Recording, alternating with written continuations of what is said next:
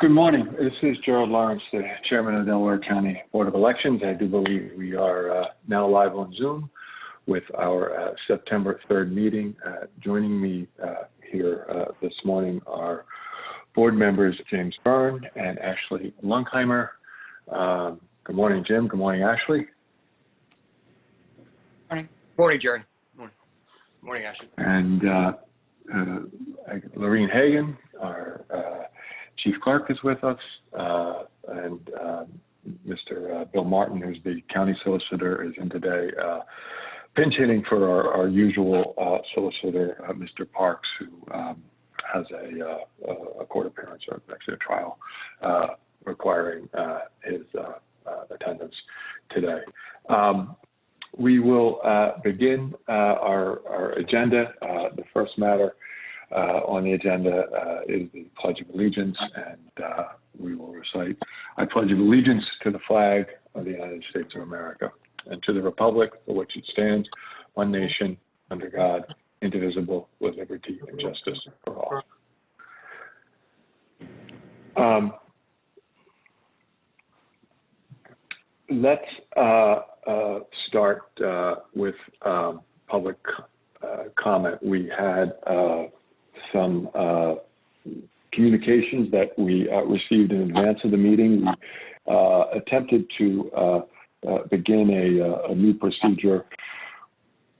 Meeting electronically like this is a kind of a hybrid, and accepting public comment before the meeting is also a little bit of a change from how things happened historically, when persons had to come to the meetings and make their comment, and we would listen to them and interact with them. So we had the thought that since we accept comments in advance of the meeting, perhaps we should distribute them for review in advance of the meeting. And we had, it was 16 pages of comment. I don't know exactly how many comments. Some of them were a little longer than a page, that we circulated yesterday evening. And I think this morning we got another total of 18 pages, so another 2 pages. I hope we've all had a chance to take a look at them.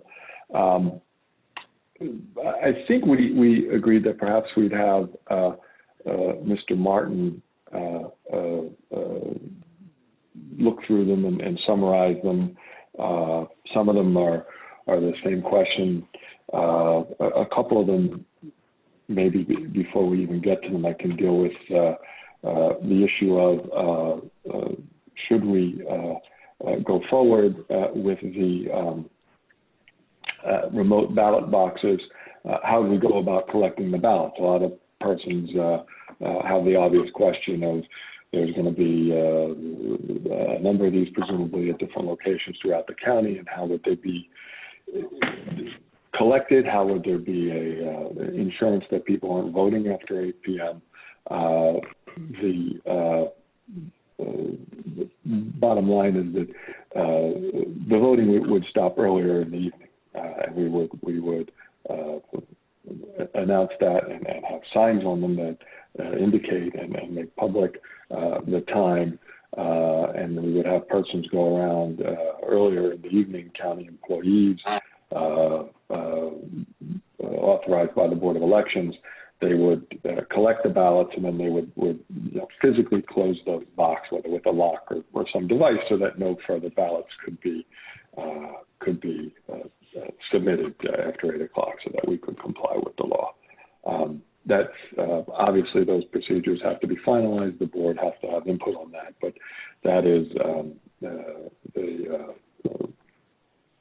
thinking of how we would be able to do that. I think most of the other comments, and we can probably have to address them one by one, and some of them are issues for Lorene, and some of them perhaps for the solicitor or the board. But to my thinking, that was kind of the one item that appeared a number of times that it makes sense to address. But Mr. Martin, am I correct that you're going to present these? Okay. Yes, Mr. Chairman, I went through the comments.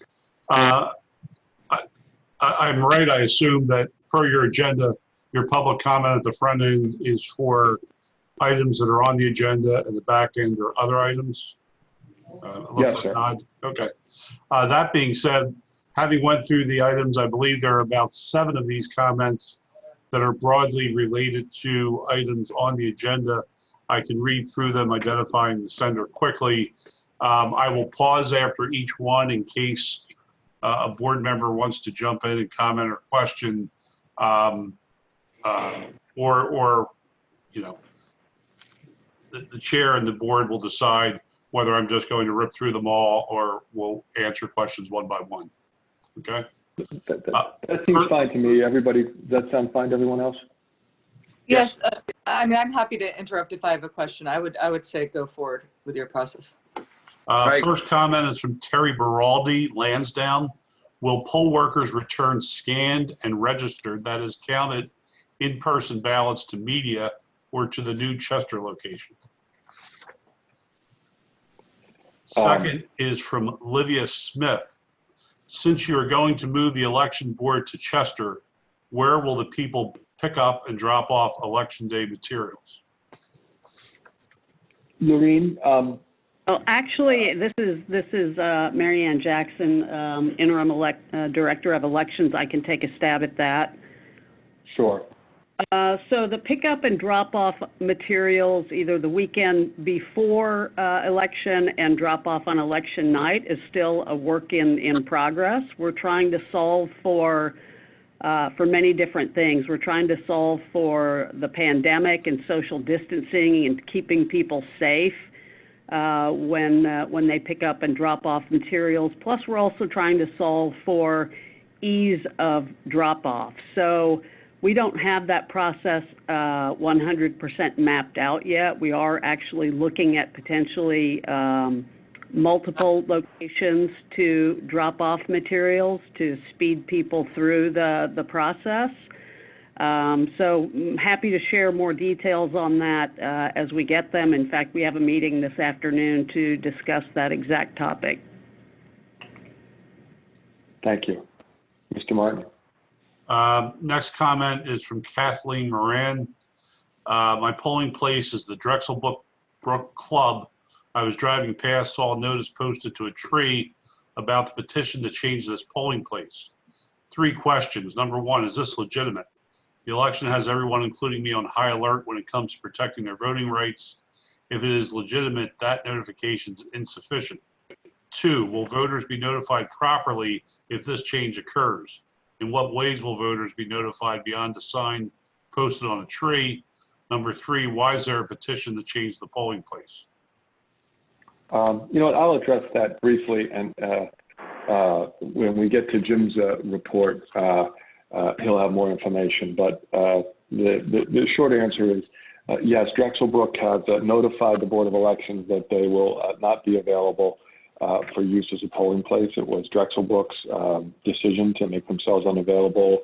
The reasoning, and I saw this correspondence, is related to the business issues that they've had throughout the pandemic and costs and staffing and things of that nature. So Drexel Brook has declined to be a polling place.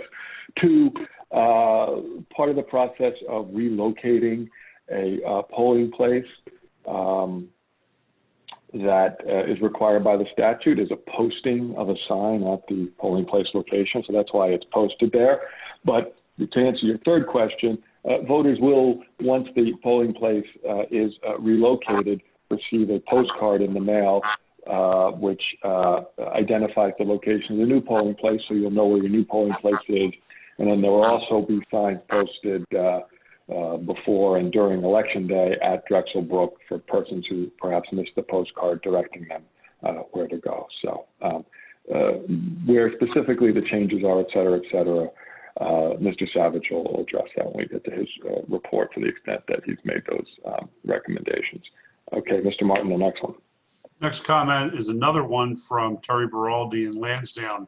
When can poll workers expect to get hands-on training on scanners, on new close of poll reports and procedures?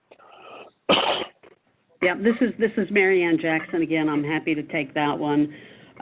So during the month of September, we're going to be focusing our efforts on poll worker recruitment.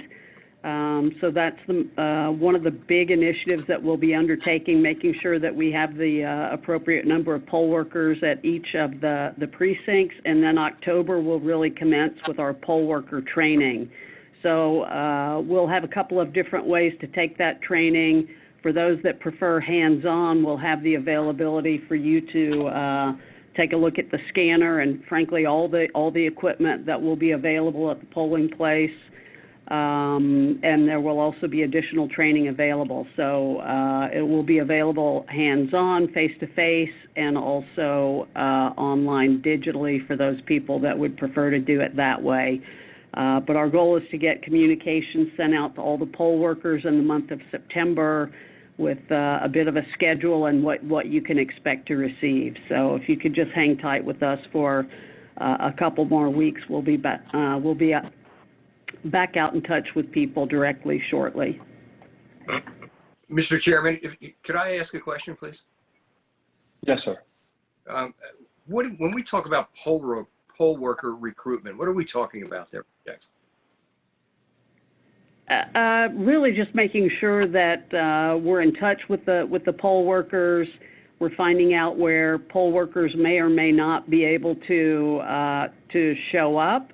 You know, I think COVID-19 in the past wreaked a little havoc on ability of some poll workers to show up. So we just want to make sure that we have a good sense of which poll workers will be there on election day and which ones won't. And for those that may not be able to participate as they have in the past, we'll make sure that they're appropriately, they have the information they need to be appropriately vetted, voted on, and added to our poll worker working list. I guess what I'm asking really is to those, when you say poll worker, maybe this is a question for Mr. Martin. What are you encompassing within a poll worker? What is a poll worker? A judge of elections, a watcher? You know, what is a poll worker? A poll worker to me is all of the above. But okay, so but wouldn't, and this might be to Mr. Martin as well, isn't a poll worker, aren't judges of elections and inspectors, aren't they elected positions by the local municipalities? And why are we getting involved in the recruitment of people for these functions? They are, Mr. Chairman, or Mr. Member. They, I think part of the process, as I understand it, is that they're trying to ascertain that from among those who have been elected within particular precincts, confirming the continued availability of individuals, particularly in light of the health emergency. I think the experience in the spring was that there was some universe of no-shows among those elected board representatives, and trying to confirm that won't be the case, and to the extent it is the case, to identify individuals who might be interested in serving in accordance with the appropriate appointment procedures. Real slippery slope. Go ahead, Jim. I didn't mean to. That's okay.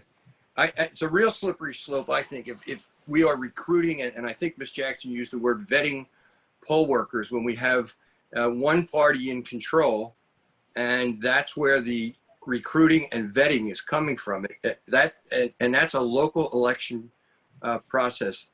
I just don't see it as being legal or fair, but that's just my thoughts. I'll tell you what I think my understanding is that, you know, and I understand Ms. Jackson used the word recruiting, but I also don't think that she thought she was at a deposition and was perhaps using that word. And I'm not trying to cross-examine her. But I think that word was probably used. Both those words were probably used somewhat loosely. I can describe so that the public is aware of the procedure that has been followed for my entire term on the election board, is that the Bureau of Elections makes public a list of each of the local election board positions in each precinct, including the position of machine inspector. and makes that list public in advance of the election, sometimes a month before. We're obviously getting started a lot earlier now because we know from the COVID-19 circumstance that the challenge of filling vacancies is greater. That list shows the positions that are filled and the positions that are vacant. There's several ways to fill vacancies. One is to file a petition with the court, and there's a whole procedure that the Bureau of Elections orchestrates to make available kits, which are essentially the forms you need to file with the court, working with the Court of Common Pleas to schedule certain dates, generally 3 or 4 dates in advance of the election, when the court will sit specifically to hear those applications, making those kits available to the public in general, but specifically to the political parties who have traditionally worked to fill vacancies, also to other groups in the community that have worked with us, like the League of Women Voters, et cetera, that are interested in helping to find persons. So we're involved in the recruitment of persons, but it's not as if we have an ad in the newspaper and are bringing people in and interviewing at the Board of Elections. Yes, it's recruiting in the most general sense of the word, that we're identifying the vacancies, publicizing those vacancies, and putting applications out for persons to seek court appointment. The second part of the process is after the dates for court appointment have passed, when there's still vacancies, the Bureau of Elections will generate additional lists of here's where there's vacancies. Again, make those lists public, bring those lists specifically to the attention of the political party leaders who have worked with us in the past to fill those spots, bring those lists to the attention of other groups in the community that help to identify persons who want to serve in those roles. And within 5 days of the election, after the deadlines have passed for court appointment, there's a process called emergency appointment. It's described in greater detail in the statute, but in the emergency appointment process, the clerk of the Board of Elections can emergency appoint people to fill those vacancies. Traditionally, the political parties and others have made names available based upon the list of vacancies. Call in, letting us say, I found so-and-so, they can work at this precinct, and would you please appoint them?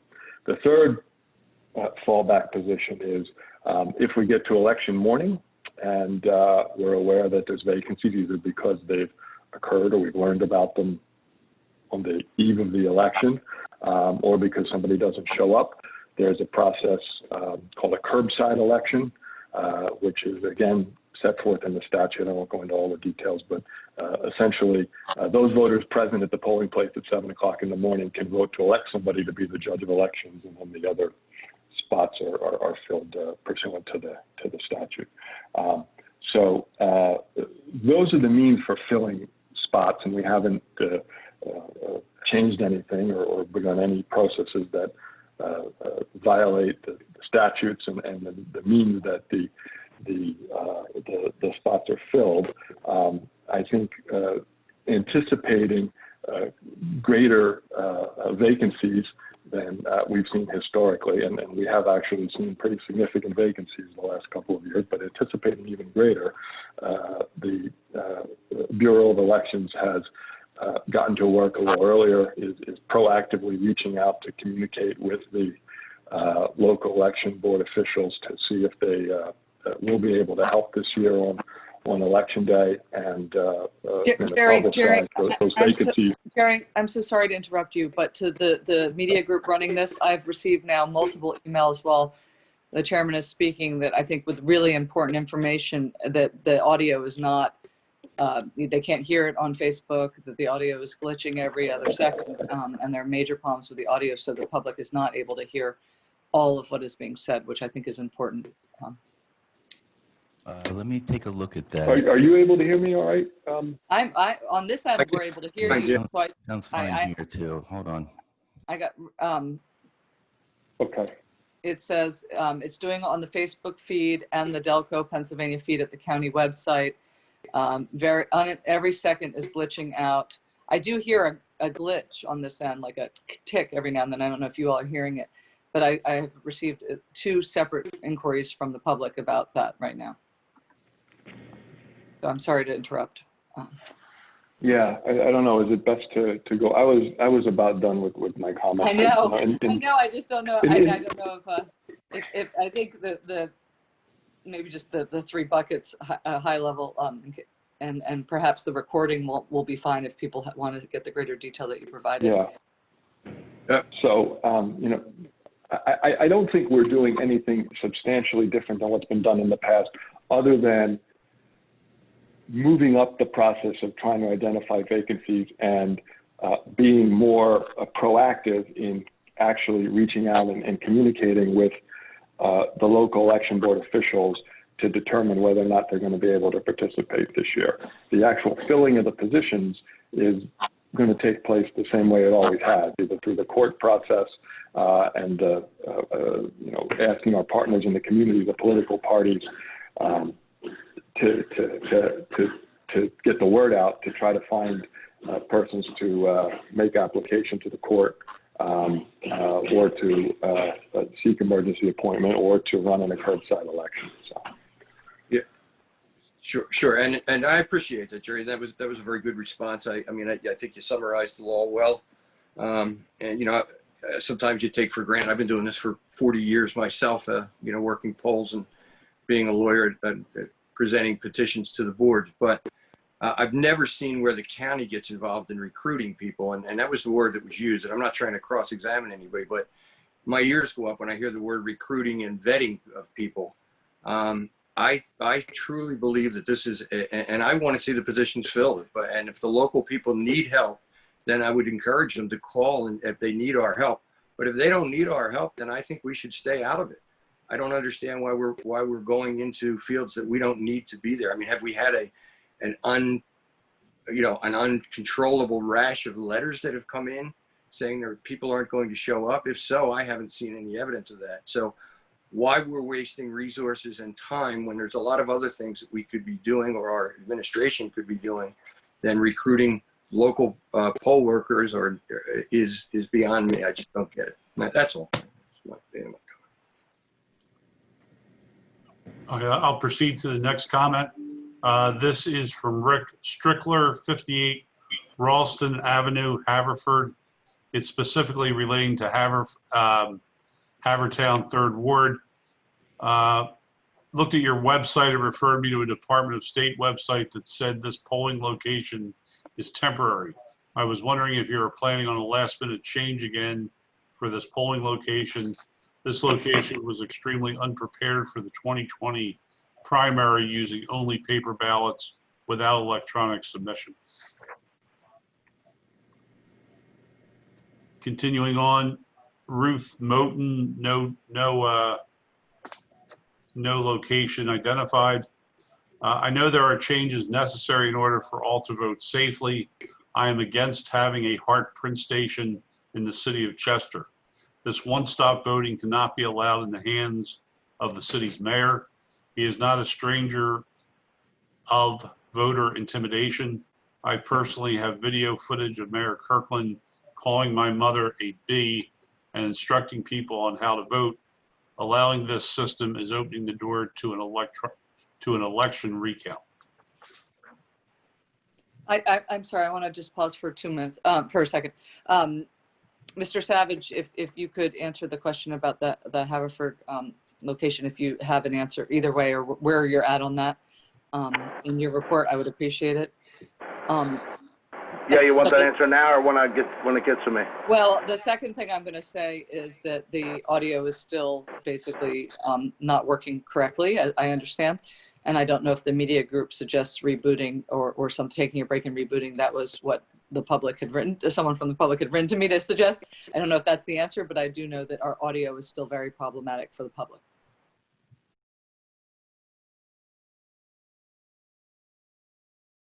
Good morning. This is Jerry Lawrence. I am told that we are back online. I apologize for the difficulties that we had. Oddly enough, the participants of the meeting could all hear each other and communicate fine. And I guess whatever the issue was in connecting the meeting to either Facebook or some of the other sources that are disseminating it. I hope that persons can hear us now. We did get a lot of feedback from many persons who did not hear us clearly before. I think we had just, Mr. Martin was reviewing the public comment, and I think he had just reviewed a comment about someone's thoughts about having a voting place in the city of Chester. And so whatever the next one is after that, Mr. Martin, perhaps you could resume with the next one. Okay, the next comment is from Tony Maloof, Newtown Township, 2nd Precinct. I'm a former judge of elections who also worked this past spring election. I waited with another member of my election board in our vehicles for 3 hours in a long line of cars trying to drop off ballots to the courthouse. What is being done to make sure that this is not repeated on November 3rd? And also, why was the Medical Response Corps working the election drop-off? Two things. First, the substance of the what is being done. Ms. Jackson addressed that a couple of comments ago. Secondly, the Medical Response Corps volunteered to help by providing a number of their members who are obviously very civic-minded, not only from their role in the Medical Response Corps, but also wish to help the Board of Elections. So they were there working as staff for the Board of Elections to assist in the moving or the carrying of materials from one place to the next. And I spoke before about how certain community groups have traditionally helped to recruit people who are interested in helping with the election, like the League of Women Voters. In this instance, the Medical Response Corps was able to find a bunch of people who were willing to volunteer to work that day for the Board of Elections to help us out, and we are grateful and thankful for that. They weren't there, obviously, in their roles as responding to a medical emergency, but they are interested, civic-minded people who volunteered for the Board of Elections for that day, and we're thankful. Next comment, there's not a clear name. It comes from an email address, LM Hoops. Why is the satellite office being set up in the city of Chester? It is difficult to get there without the use of public transportation, which may disproportionately affect our senior citizens with compromised immune systems. Also, will there be security provided 24 hours for the drop boxes? As per election law, a constable shall be present during the counting process of ballots. So who is assigned to the satellite office in Chester? Will there be an R or D on the outside envelope of the mail-in ballots? Why hasn't Delaware County cleaned the voter registration rolls as per court order? Well, there's a lot of questions there. Mr. Martin, do you want to handle the voter registration roll question, and perhaps Ms. Jackson could handle the rest of this? Sure. There is no pending court order that the county is not complying with. There is a pending lawsuit dealing with the issue of the voter registration rolls, and activity in that lawsuit has been deferred by the court until after the election. And I think also there were some allegations in that lawsuit, and then certainly there was some reporting of those allegations that led some people to make the conclusion that the county hasn't reviewed the voter rolls as we're required to. And as our response to some of those comments has indicated and made public, I don't want to give the wrong numbers. Ms. Hagan familiar with the specifics of the numbers, but the point is we have been following the law, and we have been reviewing the voter rolls, and we have been adjusting the registration as the law requires. And the numbers that were reported in some of the newspapers were just wrong. That's correct. Continuing, this is the last comment related to agenda items. It's from Jeffrey Jones, Judge of Election, Upper Darby 3-1. Based on what we experienced during the primary election in June 2020, I'm particularly concerned with the consolidation of polling places. I have no issue sharing space with another polling place, but there was no consideration to adequate ingress and egress to the facility. The location also has very limited space where we set up to vote. These factors made appropriate spacing for social distancing and voter privacy impossible. I ask that there is more attention to these details as the vote in November expects to bring out considerably greater number of voters. And make sure Mr. Savage gets a copy of that, and he can look into that. I will. And again, that was the last comment on agenda-related items. Okay. Unless any of my fellow members has something else, I would suggest that we can now move to the agenda. And the first item is the report from Ms. Jackson. Yeah, thank you. Thank you, Mr. Lawrence. So I believe that everybody's aware that Delaware County has accepted and approved a grant by the Center for Tech and Civic Life in the amount of $2.2 million to ensure a safe election. So the discussion of the mail-in drop boxes we had during the last meeting, I think because the number of public comments were so great, we weren't able to get to a number of the other items, so I wanted to go through those today. That comprise the entirety of the $2.2 million grant. So first on the list is I'd like to ask for the approval of 2 walk-in satellite voting centers.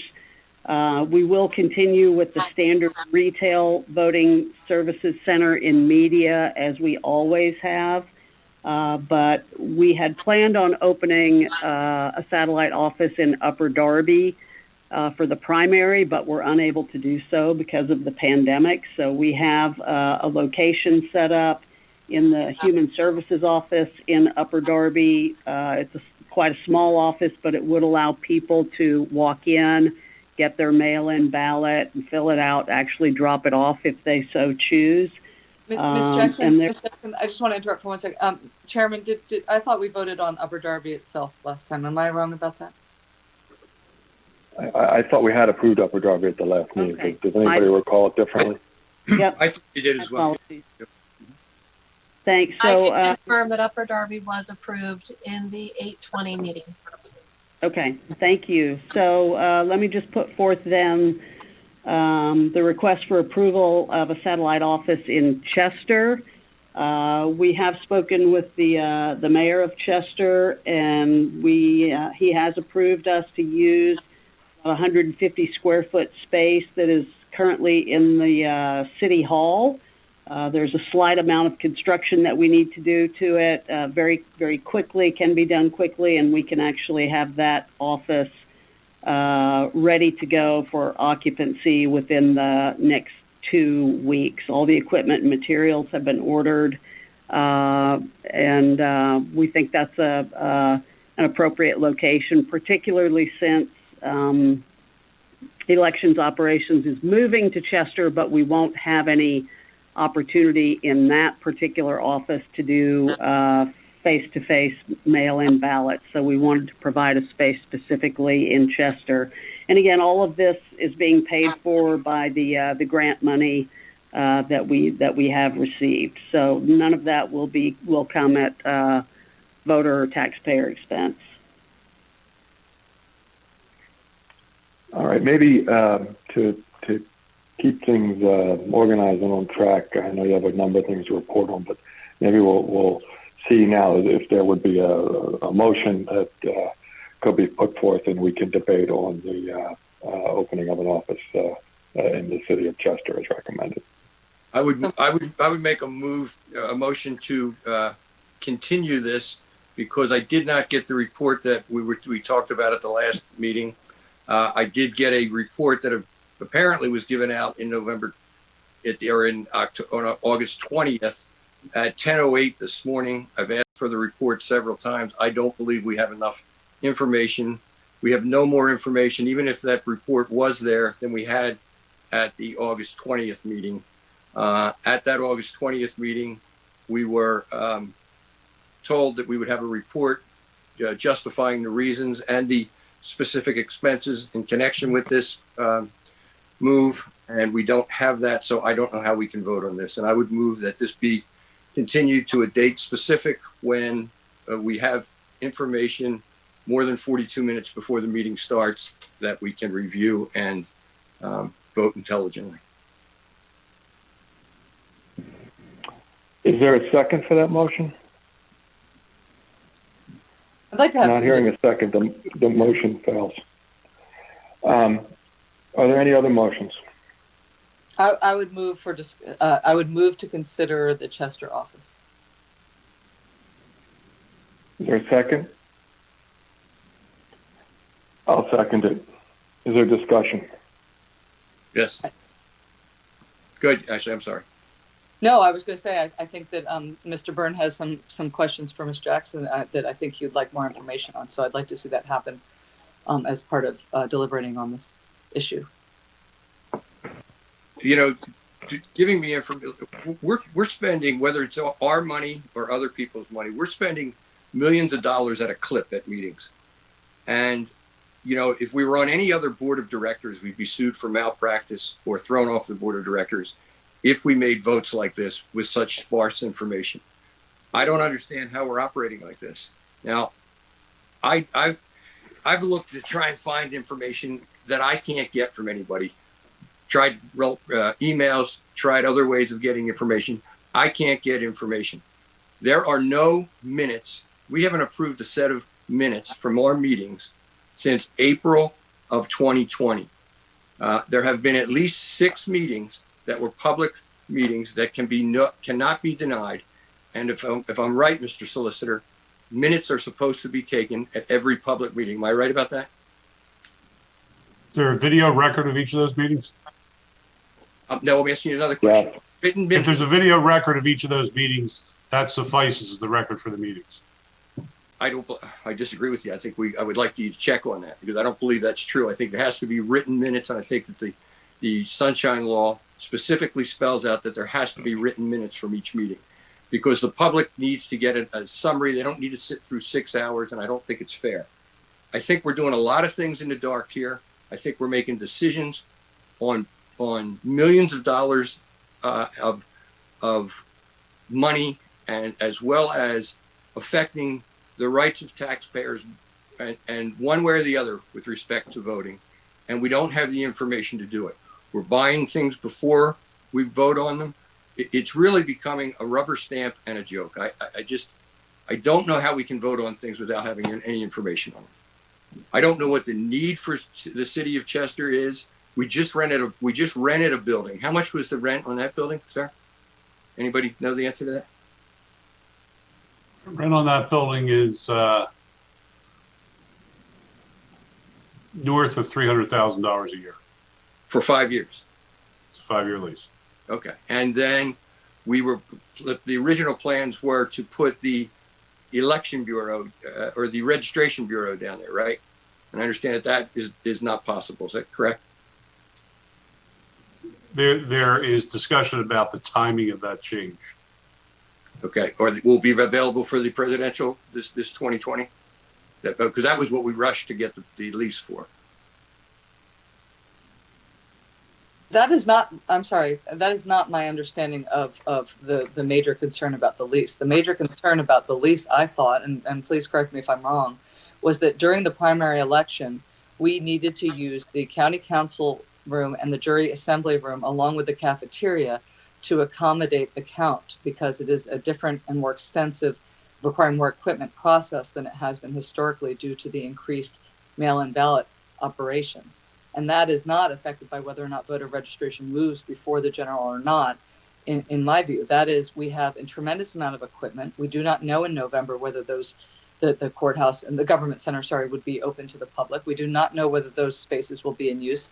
And without knowing that and knowing that we already had space limitations that couldn't accommodate, there's just no office space. So we're either using borrowed space or we're using election bureau space to do the sorting, counting, processing, all of the things that are going to take, that they require a lot of equipment and frankly, a lot of people and the ability to observe them electronically. I thought that that's why the space was obtained. And the detail about whether voter reg moves parts of its back office operations or not is not the primary reason for that lease. It certainly was not my major concern in doing it. They need space too, and that's important to address. But it's really, how are we going to process what could be upwards, it could be close to 200,000 mail-in ballots, and then on the go forward regularly thereafter. Once people, historically in other states, when people learn how to do mail-in ballots, I've applied for one. I've applied for one. I believe it lasts for a period of time. I know it lasts this calendar year. That space will continue to be needed at some level, more than the absentee ballots and the military overseas ballots in the past that already that the Election Bureau was already pressed for space on. So I just don't see the relevance to that, to why we really were in dire need of additional space for the general election and the go forward.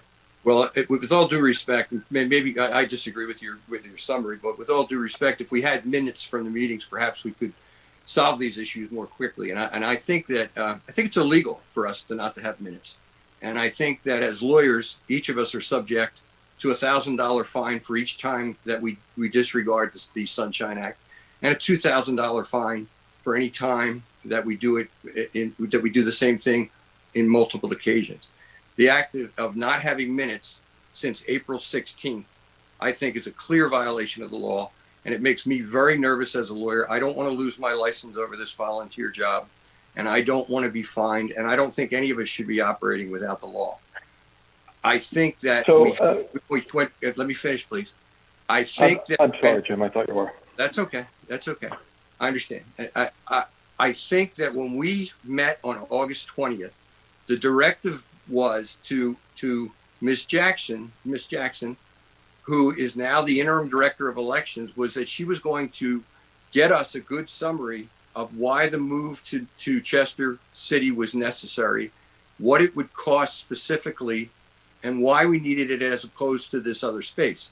My point about the Election Bureau not moving there is simply that if they're not moving there, then we should have additional space there. So why not put this satellite office there if we have to have it anywhere? I don't really, we need to have it anywhere, but if we have to have it somewhere, why are we wasting more money a mile or two away when we have space that's not being utilized for what we initially paid a mover and a planner and architect space to carve out for the Election Bureau?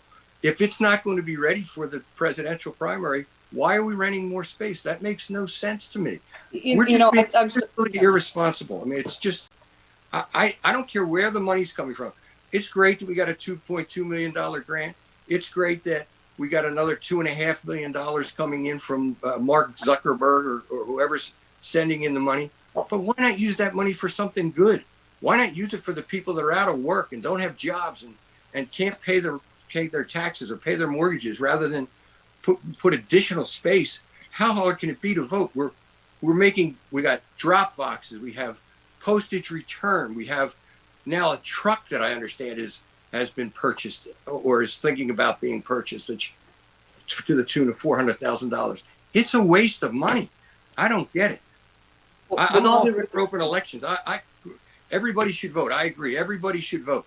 But if a person can get up out of their chair and walk to a municipal building where the mail drop box is, why can't they vote? It doesn't make sense. With all due respect, Mr. Martin, I don't know if you want to respond, or Chairman, but I do want to say something. And Mr. Byrne, you had the opportunity to go to the Election Bureau on Election Day. Many members of the public did, observers from the parties did, and certainly countless volunteers and staff were there for weeks, literally for the full time that the count took. And if you had observed that, you would understand the tremendous amount of space that was needed. And frankly, the equipment that's being purchased, I believe perhaps through the grant or the CARES Act money that has been discussed in prior meetings, it is large equipment, and it's all designed to make sure that Pennsylvanians in our Delaware County can contribute to the Pennsylvania vote count in a timely way to one of the most important, if not the most important election of our lifetime. during an international pandemic. So if you don't know the space needs, I don't. There's video recordings of some of the count. There's certainly all of the count. There was live. I don't know if it's been recorded, but it was made available to the public, and it required extensive space, and that space used multiple areas of the government center that may not be available, and it's due to the mail-in voting law that was passed by the legislature and signed by the governor, period. I'm sorry, Mr. Chairman, if you want to respond as well, but I want to make that clear. And, let me, Jim, if I could just have a couple of minutes. You're right. Go ahead. Yeah.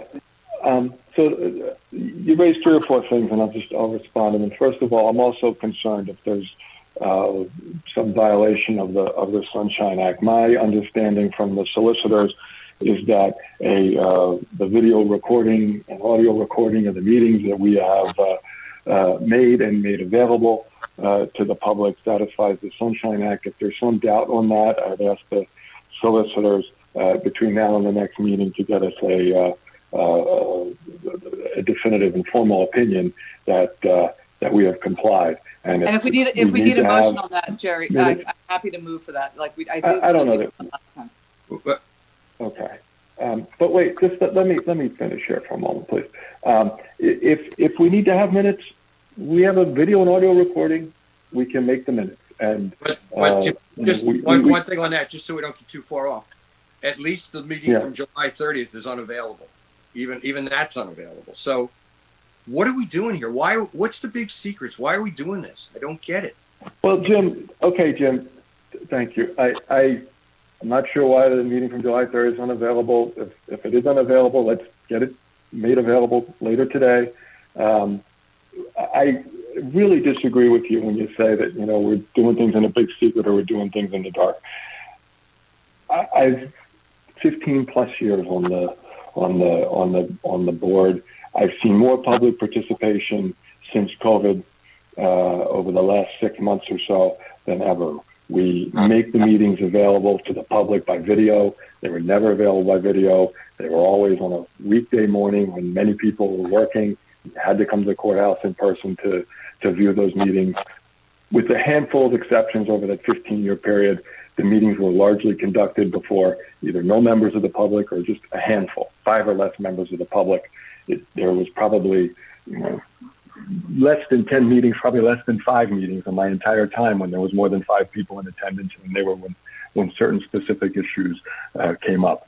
I can tell from watching the meeting, the number of people online watching right now. There's 49 according to the county website. That's where I'm watching, and I know people are watching it through other avenues like Facebook, et cetera. So I think that we are operating in a much more transparent fashion due to technology than we ever have been able to. There was never a public recording of the meeting available for people to review after the meeting. That is now. So I understand you're entitled to your opinion, but I have a very different opinion about the transparency of things. I think that what's been done by this board since last winter, last spring, has been unbelievably transparent and has allowed far greater public participation than I'd ever seen in my experience. Now, turning to nobody the was matter ever before us. Nobody was ever prohibited from going to those meetings before, right? They were legally advertised, and they were public meetings that people could come to. Nobody was prohibited from coming, right? I just want to make sure we're understanding that right. Jim, I was quiet and let you speak. And it seems every meeting that I try to speak, you want to interrupt me and ask questions. And I didn't say that anybody was prohibited from coming. I said that for many people who work, it's difficult to go to an in-person meeting at 9:30 or 10 o'clock in the morning, to have to travel to media, and that it's been my experience that this meeting, that there's now 50 people watching according to the count on my screen, is much more widely viewed than any meeting that we had, with the exception of a few meetings like about new voting machines that had great interest. But there's tremendously more public participation at every one of these meetings. And that's not saying anything was wrong with how it was done in the past. That's not saying that the previous meetings were somehow not advertised or whatever the question you just asked me. I'm just saying that the way we've been conducting these meetings and making them available by video, making them available by live stream, making them available on the internet, making them available that people can call them up tomorrow or the next day and watch them. And I understand maybe one of them isn't posted public right now, and we'll have to track that down and show that Ms. Jackson will get on that and we'll get that done. But it just seems to me that there is a tremendous availability of information and availability for the public to view things at a time when we're in a pandemic, and it seemingly most things are more difficult for people to do. So I think our staff has worked very hard to come up with solutions to encourage public participation and to conduct business in a transparent manner during this extraordinary circumstance. Frankly, we probably more efficient to have the meetings live and in person. We wouldn't have had to wait for the 2 breaks we had today for the technology, but we're doing our best with the technology, and we when our audio was messed up and people couldn't hear, we want people to hear. We stopped, we got it fixed, and now people can hear what we're doing. So, in any event, I feel good about our attempts to make this as transparent as possible, given the circumstance. Now, let's focus on Chester. Can I respond to that, Jerry, or you tell me when I can respond? Jim, well, Jim, the way we have been doing it is you say what you want to say, and when you're done, then Ashley said what she wanted to say, and then when she was done, I say what I want to say. So now's the time when I get to say what I want to say. And when I'm done, you'll have your chance. Okay? Asking you with all due respect, let me know when I can respond. That's all. I'm not just asking you. I don't want to sit here like a wallflower, and I won't. So when you tell me when I can respond, I will respond. And when you tell me I have to be silent, I'll be silent, and I'll listen to you. But I'm going to respond. Jim, you're a nice man. You're a very good lawyer, but you're not the king. And I'm not going to. This is not productive. Let's not criticize people personally. Let's go on. Thank you, Ashley. And Jim, nobody's going to ever accuse you of being a wallflower. You are a very talented lawyer, and I have tremendous respect for you. But if we're going to conduct a meeting and move forward, we have to have order to it. And the way it works is everybody gets their time to speak. And I let you interrupt, and I answered your questions a couple of times. But we don't get anywhere if we just keep interrupting each other. So I'm trying to maintain order here. It's part of my role as the chairman to try to maintain order, and I apologize if you feel that I'm not giving the opportunity, but I think I've been fair. I'm interrupting, but I'm simply asking you to tell me when I can speak it out, and that's when I'll do it. That's all. No big deal. Okay. I've said it several times. You'll have your chance. You've had plenty of chances. You'll have plenty more chances. Back to the city of Chester. Ms. Jackson's made a presentation today. She's laid out the reasons why the staff thinks that this is an appropriate facility. I know there was some question about why can't this be done at the workroom facility that we rented. Why does this have to be at a different location? And in part because of the space that is for the additional workroom facility, for the mailing, for the ballots, et cetera, is not a space that's designed to be a public space.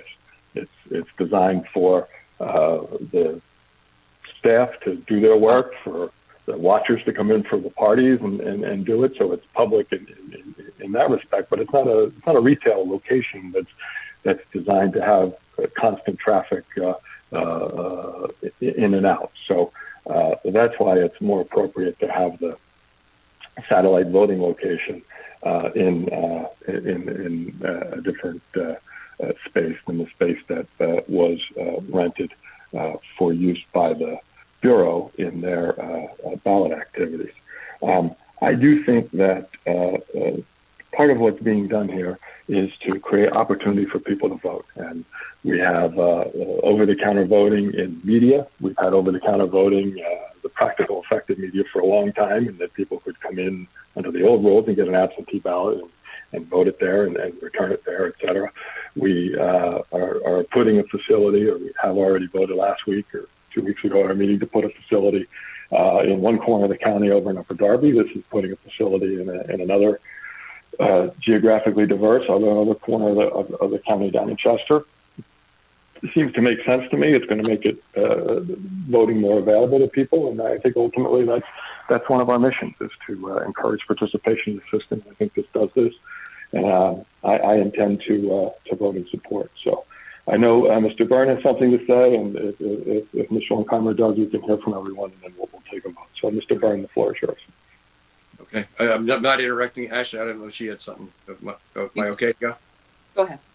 Okay, so I haven't heard anything concerning the security, and I really haven't heard much of a reason other than it's not retail space as to why we have to go to rent additional space for another $100,000 or whatever that might be in the city of Chester. I'm all about having free and fair elections. I've heard that term a million times. I'd like to see everybody vote. I wish the whole world would vote. Every single person should be able to vote. But the second part of that equation is fair. And we have to be sure that they are fair. We're charged with that obligation. We need to know that these places are secure. To be approving all of these things, spending all this money, no matter whose money it is, and not knowing what we're voting on is not the right thing to do. I told you that I'm very, very concerned about the Sunshine Law violations. I've served two terms on disciplinary panels for the Pennsylvania Supreme Court, and I can tell you that this is serious stuff. If we're violating on purpose or intentionally the Sunshine Laws, and it just keeps happening. I mean, we've got to have minutes, we've got to have reasons, we've got to have information to vote on. And we don't. We simply don't. We come in here and rubber stamp whatever county council wants. And my intention is to abstain from voting because, again, I don't have information. Is it my turn, Mr. Chairman? Yes. I'd like to start with, well, I guess just to address the primacy, is king here. Mr. Byrne has repeatedly said that there is a violation of the Sunshine Law in the recording of minutes as opposed to the recording of the entirety of the meetings that is publicly available. And in fact, at times I have gone back and looked at those recordings for certain sections to remind myself of certain things that have happened. But if that's the case, even though I know we have a current motion on the table, I would like to follow that motion with a motion to ask our solicitor or Mr. Martin, but I think our solicitor's unavailability, ideally it would be the election board solicitor, to address the issue that has presented as to whether the non-submission of minutes as opposed to a full recording of a meeting is an issue under the Sunshine Law, and if it is, then we should rectify that issue as you suggested by recording minutes. So I'd like to follow this vote. I'd like to move that at the end of this vote. I just wanted to make you aware. As to this vote, again, we do have a recommendation from our administrative team. Security is not only important, but there are requirements in the law related to voting security. If there's any concern specifically as to how they're carrying out and whether they're fulfilling those laws, that will be analyzed. But this is an important opportunity to, as I mentioned at the last meeting, I will do everything to increase voter access. So I would ask the chairman to move the motion now to a vote. Could I get one more? I promise. Mr. Chairman, if I could clarify, when you move to a vote, I think you need to restate the motion, because I believe the motion that you're currently operating under was a motion to discuss. So thank you. That's an important clarification. Yeah. Thank you. I just have one last comment. So, Mr. Byrne, go ahead, sir. Okay, thank you. I know that at the last meeting, and I've stated it many times before that I don't think the DOS regulations are law, but they are guidelines. And I know at the last meeting there was guidelines that were presented to us, and reviewing those guidelines, it appears to me, and maybe I'm wrong, and Mr. Martin or Mr. Parks can jump in, but I thought we had to have a plan which sets out our security and all the other things to the department relative to any satellite offices or ballot boxes, regardless of whether they are permitted or not, that even under their guidelines, we need to do that. Have we done that yet? My understanding is it will be done well in advance of the election. So the answer is no, though, for now. I don't think we've approved it. So why would they have presented a plan to the state? Then why would we be voting on something that we don't know? We don't have enough information to even have a plan about. Okay. This is So, go ahead, Mr. Chairman. you know, I think we have to authorize the staff to move forward on something, and then once they've been authorized to move forward, they can, follow the contours of the law or the claim of the law, the contours of the directives from the Department of State, and comply with those. I'm going to call a question for vote. I'm going to restate it just to be clear, because Ms. Luckheimer,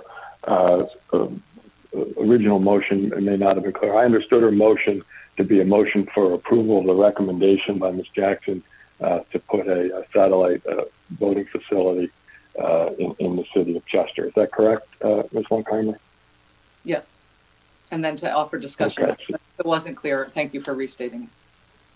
Yeah. So I think she made the motion and then asked for there to be discussion on. But in any event, that is the motion. It is the motion for approval of Ms. Jackson's recommendation. The motion's been made and seconded. All those in favor say aye. Aye. Are there any opposed? No, I abstain because we don't have information sufficient to make a decision. All right. Thank you. So that motion carries. Now I know Ms. Lunkheimer stated her intent to that she wishes for the floor to make a motion to ask the solicitor for a formal opinion on whether or not we need to have written minutes or whether the video and audio recordings are sufficient. I know it's coming out of place on our agenda, but perhaps we could just take care of this right now so that we don't forget to do it later. If you'd like to make such a motion, Ms. Lunkheimer. Yes, I would. I just want to say briefly that the accusations of violations of Sunshine Act law are very concerning to me, and I don't want there to be any ambiguity. So we have received an oral review of that from Mr. Martin, but I would like a more formal review if that's in question, and it appears to be by Mr. Byrne. So I would so move. Is there a second? Yes, second. So made and seconded. All those in favor say aye. Aye. Any opposed? All right. So that motion carries, and we were going to ask Mr. Parks to offer such opinion. Ms. Jackson, we were on your report. Do you have other items that you wish to present to us?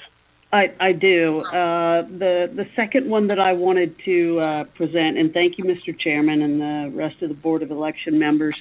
The second part that I'd like to put forward for your consideration on the report that I sent out was term pop-up voting centers. We're now calling them mobile mail-in ballot voting centers. The concept behind this really is, and I've heard this said a couple times during today's meeting, is making sure that we can do whatever we can to increase voter access. So that's really the idea behind this, particularly in areas where we have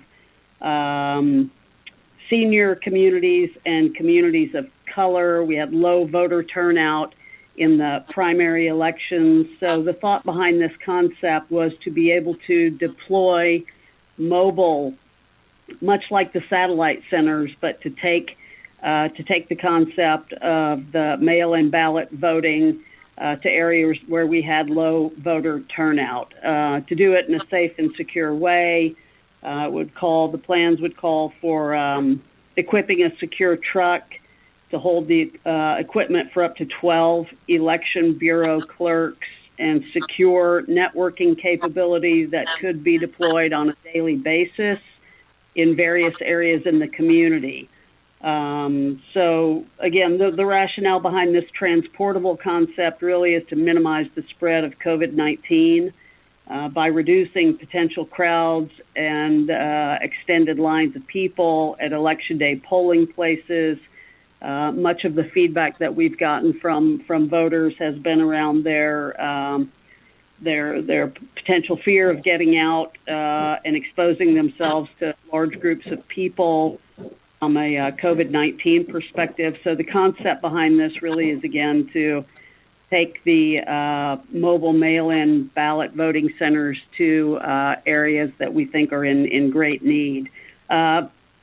I do know that we do not have all the details that I know that you would probably like today, as this is a day-by-day exploration and planning. So what I would like to ask today is an approval to move forward with the concept and the planning, with the thought that I would come back with a greater level of detail that could be voted on at the next meeting.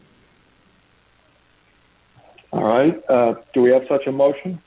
Yes, I view this as similar to the motion at the last meeting to further explore the Chester office and for in-person voting. So I will move that that Ms. Jackson and the others in the administration explore more formally the opportunity to create a mobile voting option to address underserved communities, particularly senior centers, in my view, who have under the COVID circumstances, we don't know what they're going to be in November, have repeatedly expressed concerns about their ability to vote during this pandemic. So I would move to have that be more formally explored by the Bureau administration. I'd second. I'd second it, but I'd like a little discussion on this, please. Sure. Go ahead, Jim. Okay. So do we have any idea how much this mobile, what is it? Is it a van? Is it a truck? What is it? A tractor trailer? So it's actually a truck that would transport the equipment, but the voting center would be set up in a building like a public library, a civic center. It may actually be in a hotel. It may be where we can get access. So the thought, Mr. Byrne, is that people don't actually get on the truck, but we transport the voting equipment to and the mail-in ballot equipment to these particular areas. I can't tell you where they're going to be yet because we don't know. We set up the equipment there. It's all safe and secure. If we have to leave the equipment overnight, it's under guard. But yes, it's a box truck. So what does the box truck cost? I don't have the exact cost of the box truck. That's why I said I'd like to ask for the approval to move forward with the concept and bring you more details at the next meeting. Okay, and you said safe and secure system. Do you have any idea what that entails yet, or you still want to just look at that? Yeah, I would think at the next meeting I'd be able to bring you all the details that you would need about this that would enable you to vote on it. Okay, and you said we're in great need. I mean, who's going to determine where the areas of great need are? Is it who will make that determination? Like, there are a number of senior centers. There's a number of areas where people are disabled and can't. Are we going? I mean, are we really going to start going to, like, where do we distinguish between one house and one voting center or a hotel room? Like, has any of that been thought out? Do we have any idea of any of that? So how do you keep that secure? I don't understand it, but I guess maybe that's all part of it. No, Ms. Jackson, before you speak, I think I would like to see that in the details as well. I know we have a certain number of senior communities in our county. I forget the number offhand. I think it's about 114. I could be wrong.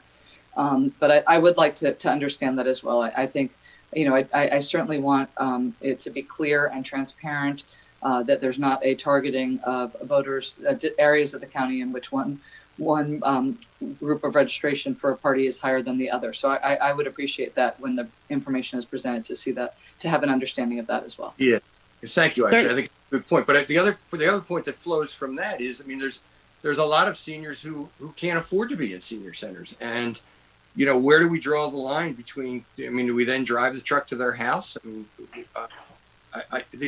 this seems like an unbelievably slippery slope for me. I mean, unless we're going to go door to door and collect votes, I mean, I think that's the next step. But anyway, but the last thing I ask, okay, and I'll let you go because I know I know you have a place to go and I have a place to go. One thing that I would like to know in these details, and I would like to get this report more than 42 minutes before the meeting so that we can digest it and research it and study it.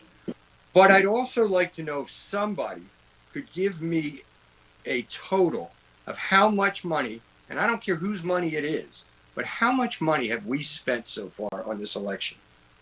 Could that be provided to me as well for the next meeting, please? On the total amount of money that we've spent, inclusive of the grant or not, Mr. Burns? No, inclusive of grants. I just want to know what is the bottom line amount of money that we have spent on this election.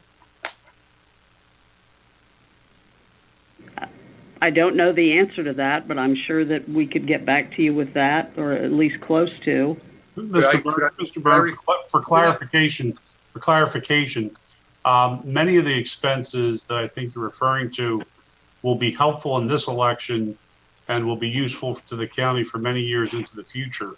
Do you want those included in the calculation or just the expenses which are exclusive to this year's election? Yes, that's a good question, Mr. Martin. Thank you.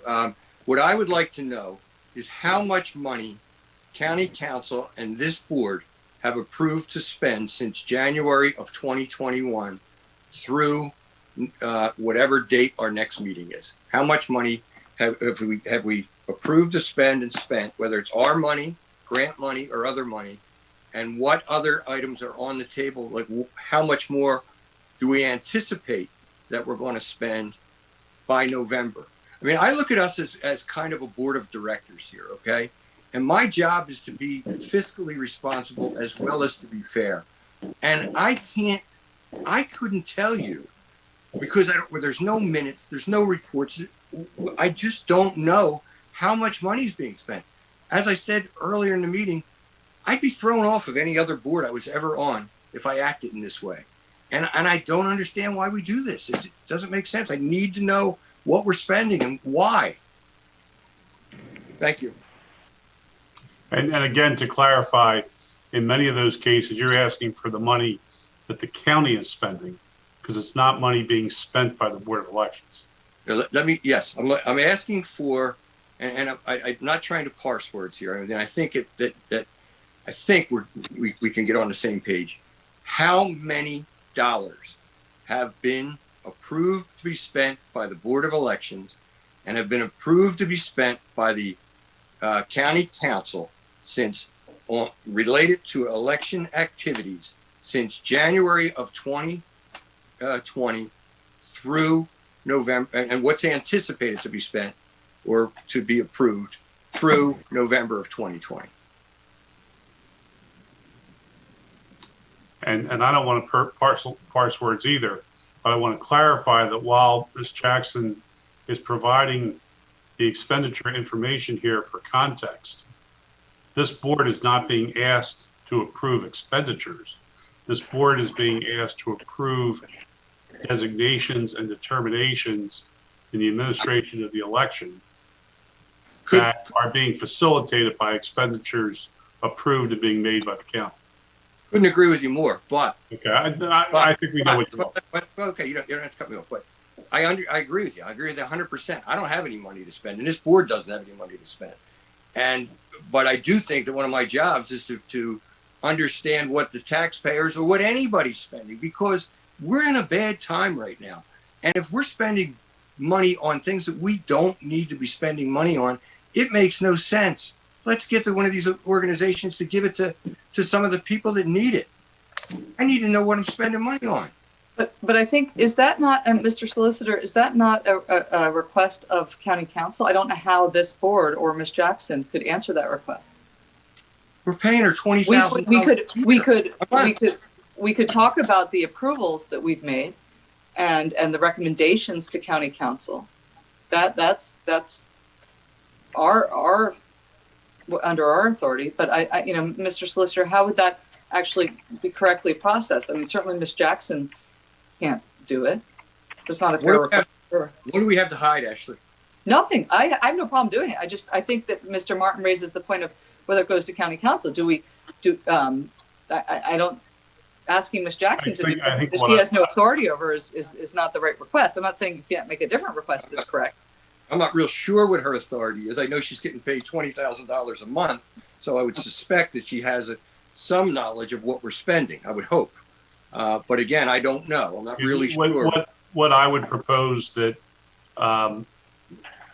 Ms. Jackson do, and this office could be of assistance to her, is to go through the agendas and minutes of county council meetings that have occurred since the first of the year. My understanding is that it's the broad category of election expenses, whether they're solely for this year or more broadly, and those can be calculated. Thank you. That's all I was asking, was how to properly carry it out.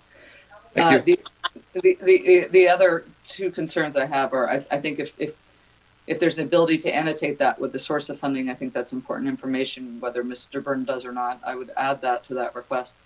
And the second is, I just want to note that it is my understanding, and perhaps Ms. Jackson, as part of that, you could confirm whether this is true, that there was little to possibly no money allocated in this budget by the prior council for mail-in voting operations. And certainly, obviously, no money allocated for responding to an international pandemic. So, but the first part of that, the mail-in voting operations, is very concerning to me, and that was my understanding. And if there is any money that was allocated to it, I would like to understand what that was and how much. It's my understanding that no money was allocated to that, but I'd be happy to, dig into that and bring more specifics back. But that is my understanding. Thank you. All right, let's, if we could get back to the agenda, because I know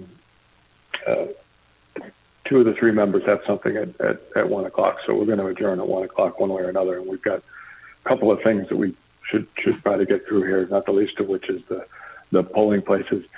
Ms.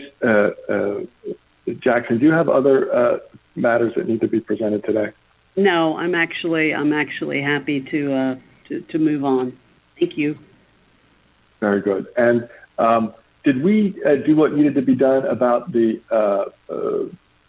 polling, the pay for members of the local election board at the last meeting? I'm not sure why it's on the agenda again.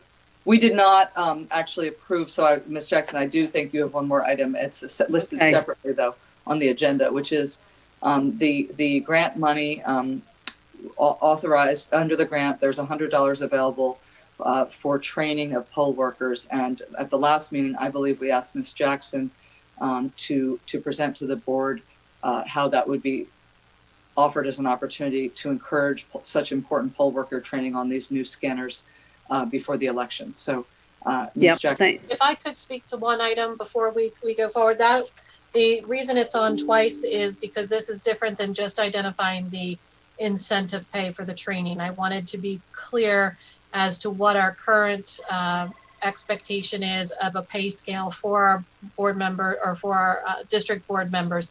There was some confusion. I want to make sure that we're clear so we can post a correct item. And then the other item, I agree. I agree, Ms. Hayden. Could you review the current status of things so that there is no more confusion? Because we seem to almost once a week somebody has a question about it. So let's go over it right now in the public meeting so people know and understand and eliminate any confusion. As we stand, my position is, as we stand at this moment for November, the judge of elections would be paid $150 for each of their service at a precinct up to 2 precincts. So that is if they are judge of elections of precinct 1 and precinct 2, which are housed together in the same location, they could be paid twice. They could not be paid as judge and majority inspector for precinct 1. The same would go for majority inspector at a cap of $140 for each of its 2 services. So therefore 2 precinct services. Minority inspector would be the same as majority inspector at $140, as would the clerk and machine operators. The constable pay remains at $90 for its service for the day. Polling locations are paid $90 per room, and the pickup and return of supplies is $20 each for one person. So if person A picks up supplies for precinct 1 and 2, they're still paid the $20. It's not the number of supplies they're picking up. And currently training would be $30 for the session.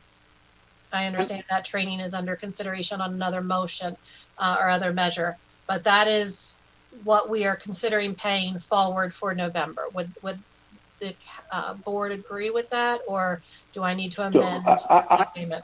No, I can say that, and I wrote it down carefully, that my understanding is exactly consistent with what you just said, and I just make sure that Jim and Ashley are also on the same page, that's where we had voted in the previous meetings both to raise the pay and to put the rule in about you could be paid for 2 precincts if you're working 2 precincts, and also to clarify that when you pick up, you only get paid once, no matter how many precincts you pick up.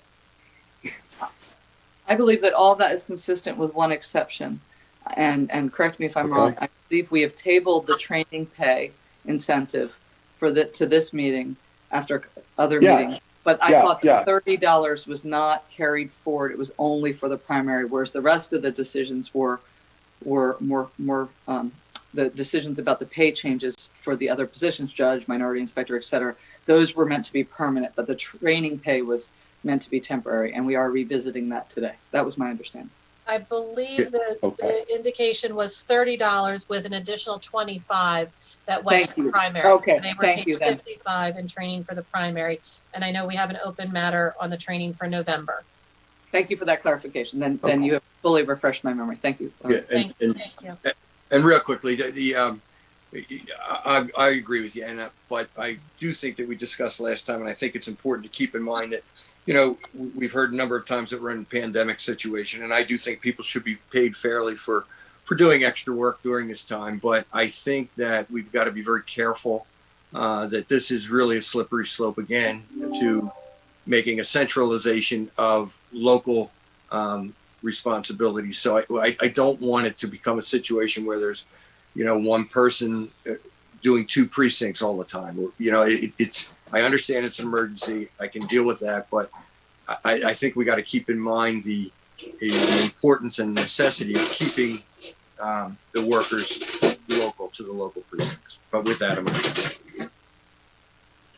I agree with you, Jim. I think that I would much prefer to have 430 separate precincts voting in 380 locations, or whatever the exact numbers were in 2019. I think it makes it easier for people to get to the polls, and I would like to get back to that too. But as far as where we are right now for this year, I think this is as good as we can do. So, okay, so I think we're all on the same starting page. Let's talk about this training. Right now, it's $30. There's an additional grant funds available, which we would pay. And is there a proposal of what we would pay people to do, and they'd have to go to extra training? Or what would they get? And would we give them 130 then, or would we give them 100 total? What's the proposal? I believe the proposal is that they receive an additional $100 for basically 2 things, because we all knew that during the pandemic that discouraged many poll workers from volunteering, and so that led to consolidating polling locations, I think from 380 to 190.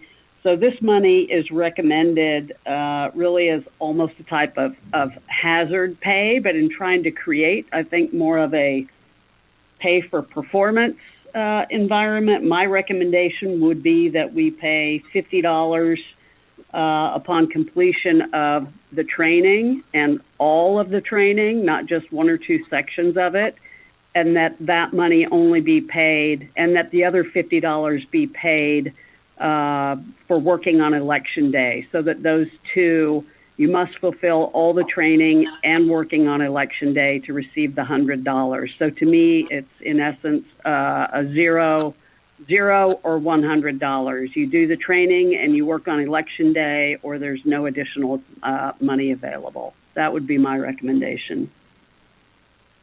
All right, so just so I understand it, so using this grant money to pay someone who does the training an extra $50 for the training, and who does the works on election day an extra $50 on election day, I think we're fine with that, because I think the judge maximum is $200 a day. So if they're 150 plus 50, they're under that threshold, and the majority and the other workers would be. And I know there's no limit on the training, so I think it complies with the law. I don't know if Mr. Martin has specifically looked at that, but he'll tell me if I'm wrong, hopefully. So that would be the proposal, to use this additional grant money to pay someone an additional $50 for training, an additional $50 for working the polls. But you have to do both activities to get any of it. You can't get 50 only. You can get an additional 100, 50 for this and 50 for that, but you have to do both activities. Is that correct, Ms. Jackson? Yes, that's correct. All right. Is there a motion? So moved. Mr. Martin, did you have any comments, or are you comfortable at this point proceeding? I'm comfortable. I just think it would be worth clarifying what it means to complete training. Yes, so we are in the process of putting together the poll worker training. It will be modularized, so there'll be separate segments of or different modules that will have to be completed, either digitally or face-to-face, but we will have that level of detail. We just wanted to make sure that we put something in place that would say that you couldn't just do the first module and consider that you had done all the training. It'll have to be the completion of all the training that's put together. Okay. Thank you. Then so moved, Mr. Chairman. Is there a second? Yeah, I'll second it. And I'm not trying to cause problems here, but I just want to make sure that this is legal and that we know what we're voting on. So are you comfortable, Mr. Martin, that what we're doing is legal? And was the explanation as to what constitutes completing the training sufficient? Because I get it, and I'm not trying to cause a hard time here, and I think people should be paid fairly, but I think we need to have some rules to make sure that we're doing it right. And I think your point is well taken. And are we in an appropriate spot to vote, or do we need to have this spelled out with more clarity? My question for Ms. Jackson is to confirm that the virtual platform you're anticipating for training will have a method requiring people to demonstrate that they are viewing and participating. Some of us who are lawyers are used to this from continuing legal education. You have to click in every so many minutes, et cetera. Is something like that anticipated? Yes, the vendor I'm working with, we're having discussions around how we can ensure that whatever modules we put up digitally can be tracked as to completion by participants. And I do think that that will clarify that the $50 for training is truly for training and completion of the training. And I do think that it fits within the otherwise existing limits on salaries. Okay. Thank you. Is further discussion? No, thanks. Hearing none, we'll call the question. All those in favor say aye. Aye. Aye. The motion carries. I think the next thing that we should address, and this is kind of very pro forma, is that in each election we authorize the chief clerk to appoint machine inspectors where necessary. Can we have a motion on that? So moved, sir. Drinking water. Second. I just I need a little more. I second it, and then I have a question. A second. Yeah. So the board appoints under certain circumstances in the code machine inspectors, and we've always Ms. Hagan has has done that, and she can describe it for you, I guess, in greater detail exactly how she does it, but we've always had a vote to authorize her to appoint the vacancies for machine inspector. Is that fairly stated, Ms. Hagan? Yes, it is. Okay. So there being apparently no further discussion, can call the question. All those in favor say aye. Aye. Aye. Aye. And no, so the motion carries. All right. Mr. Savage, I'm sorry to put you on a short clock here, but it's your turn, sir. Okay, I'll try and get through everything as quickly as possible. First, to address the one public comment on Haverford, I think it was 3-2. That is still showing, I think, on the state website as their primary location. They'll be voting at the American Legion, their normal voting place. I do know that voter registration is in the process of updating all those locations in a Shore system, and once they get through that, they will reflect all the appropriate locations. I sent you a spreadsheet, sent everybody a spreadsheet yesterday afternoon with the update on where we were countywide. And also the comment from Ms. Kathleen Moran. I saw that this morning and responded to her personally, just in case she wasn't able to listen into the meeting. And my response basically reflected how Mr. Lawrence described it at the time that the comment was read. Are there any questions on that? Well, and this just, if anybody wasn't paying attention an hour and a half ago when we were on that, this is Drexelbrook had said that it will be unavailable to serve as a polling place. We have a number of polling places there. Correct. Business was Mr. Savage impacted. is in the process of relocating them. Okay. Right. Their business was impacted by the shutdowns that ordered by the pandemic, so they were unable to host and let us know that, I guess, a couple weeks ago, and we were able to, and I'm going to be presenting this change now. Okay. So there are a number of changes to present. Some of them are through bipartisan agreement, and some of them are recommendations from the voting machine department. I don't know if you want me to do all of them or just do the bipartisan agreements and then do the others. It's up to you how you want me to present them. It doesn't matter to me. We can do the agreements, and okay, presumably they'll be quick, and then the other ones, maybe there might be some discussion. So okay, perfect. So Glen Olden, there's a bipartisan agreement to have all Glen Olden precincts vote at Glen Olden Elementary School, which is where they voted in the primary election. There's 6 precincts in Glen Olden. Glen Olden 1 already votes there. So the proposal is to move Glen Olden 2, Glen Olden 3, Glen Olden 4, 5, and 6 to Glen Olden Elementary School. And I sent you a document with all the physical addresses.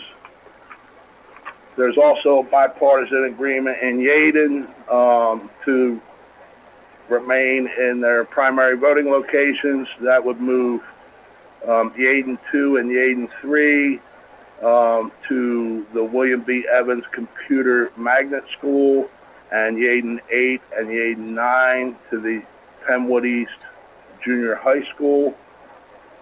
Edgemont 2, that's Whitehorse Village. We can't vote there. And in the primary, they voted at Gradyville United Methodist Church.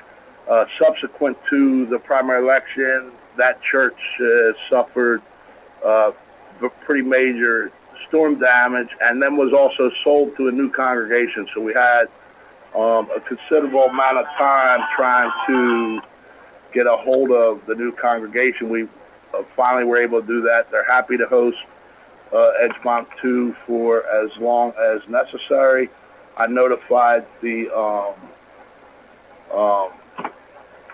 municipal party leaders from the respective parties, and they both were in agreement, so I'm reporting that as a bipartisan agreement.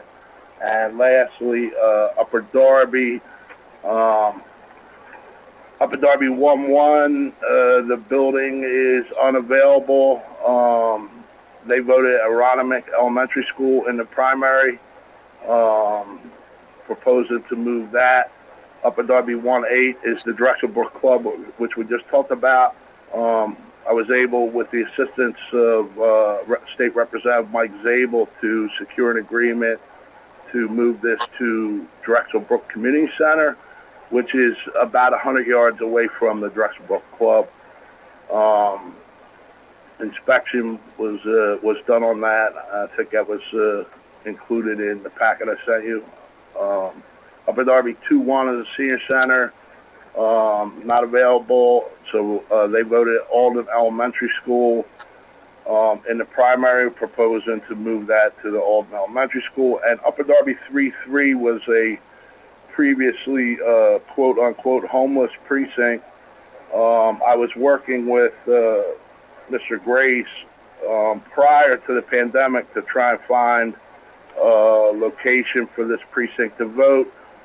We were eventually overtaken by events, and it was moved to the Upper Darby Kindergarten Center as part of the mass consolidation. I've received reports back that having two precincts in Upper Darby Kindergarten Center did not allow for appropriate voter privacy and social distancing. And obviously we expect higher turnout in November than in June. So we're proposing to move that to Upper Darby High School.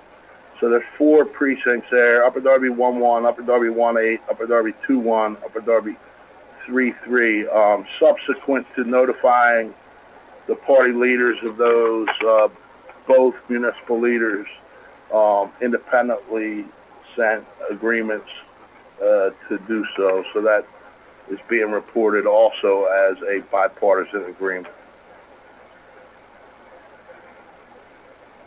So then, are you asking, Mr. Savage, it's necessary then, at this time, are you ready for us to move to vote on Yes, those? that's the end of the bipartisan agreements.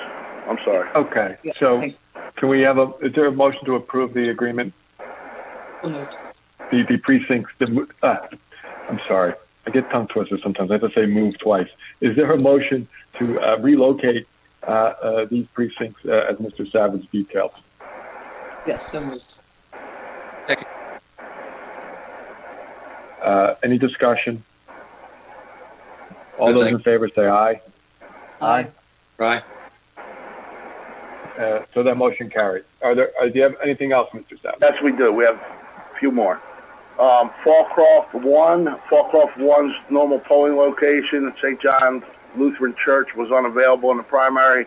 We spent a considerable amount of time trying to get a hold of them to find out if they would be available for the general. We're never able to get a hold of them. The borough manager has offered, we ended up moving them, if you recall, as an emergency move on the day we were delivering the equipment to Fallcroft Union Church, which is where Fallcroft 2 votes. My understanding is that was also pretty cramped for 2 precincts. The Fallcroft borough manager has offered the Fallcroft Municipal Building, which is like across the street or something from Fallcroft Union Church. There was initially, just for complete transparency here, initially I received a phone call from one of the municipal leaders objecting to this move. Then he called and found out that St. John's Lutheran was closed, and he called back and agreed to move it to Fallcroft Municipal Building. But that was one party. I haven't spoken to both parties. So that's a recommendation by the voting machine department to move Fallcroft 1 to Fallcroft Municipal Building. Upland. So let's do that one. Okay. Has anybody objected to that? No, there was an initial objection that was then subsequently withdrawn and an agreement. Okay. So even though we don't have an agreement between both parties that this is appropriate, we don't have anybody complaining about it, and we need a new space. So, correct. Is there a motion? No, I just yeah, go ahead. I'll make a motion. Yeah, I'll make a motion. Okay, I'll second that. But Mr. Byrne, you have a question, I believe. Yeah, quick question too. I mean, I just, back to this being, elections being local. I mean, I know where Fallcroft is. I've been to Fallcroft. I grew up in Glen Olden, so I know the area, but I don't know the particulars of it. So I'm always much more comfortable when we come to bipartisan agreements, so that we don't feel like we're favoring one way or the other. Is there any reason that we have to vote on this today, or can we try? Maybe I'm misunderstanding you, Mr. It sounded like you weren't able to reach the other, at least one party, and there was an objection from the municipal leader from the Republican Party that was subsequently and almost immediately, quite frankly, a return phone call withdrawing the objection and agreeing. The borough manager, I understand, is a Democrat. I just haven't spoken to the Democratic leader from Fallcroft. Never reached out to me. So right. this was being moved because it was considered a homeless precinct, and the municipal building seemed to be the most appropriate location to move it. Yeah, it seems to make and I know you've worked. Yeah, I'm not faulting Mr. Savage. Go ahead, Jim. I'm sorry. Yeah, please don't take this as me faulting Mr. Savage or anything. I understand how hard it is to get a hold of people and to try and get agreements in all these municipalities is a difficult thing. But I'm just more comfortable when we hear from both sides. And in this case, we haven't heard from the Democratic side. And if you have information I don't have, I just prefer to do it when they're bipartisan, so we don't have fights later for that. I 100% agree with you, Jim, but I also, just historically, I don't know if we had agreement 10% of the time, it was a lot. Most often it was the precinct's unavailable and the voting machine warehouse goes out and finds a place and moves it. And if we get some feedback, terrific. I know Mr. Savage has really made a point to try to get agreement amongst the folks in the community on moving it, and there's been so many, obviously, it's a little bit of extraordinary time. But to me, this is kind of the typical way in which it moves and it makes sense, and it's a public building, and I'm very comfortable in supporting it. Yeah, so I think it was. I agree. I agree. I mean, that's how we get paid. Yeah. Right? We get paid the big. So I think The important I think it was decision, moved and and seconded. if we're all in agreement, can we move to the vote? Because I am very worried. I have a hard stop. Maybe I can go. A couple. Okay, so it's been moved and seconded. All those in favor say aye. Aye. Aye. Aye. So 3 votes, that passes. Next one, Mr. Savage. Okay, Upland all voted at Upland all 3 precincts in Upland voted at Upland Fire Company in the primary. I received a call several days ago from the GOP leader, who was also the borough manager in Upland, Mike Siach, I believe his name. I hope I'm pronouncing that correctly. Anyway, he indicated that that there was still a concern about the adequate staffing of local election boards, and that the Upland Fire Company actually had less space than Upland Borough Hall, and he requested that all 3 move to Upland Borough Hall. On the sheet I gave you, I have all 3 of those, but Upland 3 actually doesn't require action from the board because that is their regular polling location. So the recommendation by the voting machine department is to move Upland 1 and Upland 2 from their current locations to Upland Borough Hall, along with Upland 3. Okay. So moved. Second. Any discussion? Hearing none. All those in favor say aye. Aye. Aye. Aye. Passes. Next one, Mr. Savage. Okay, Chester City. Chester City 2-3 and Chester City 4 is a senior facility.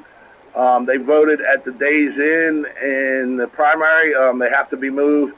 The Days In was an appropriate and provided plenty of space for voter privacy and social distancing. So we're recommending that they move to the Days Inn again.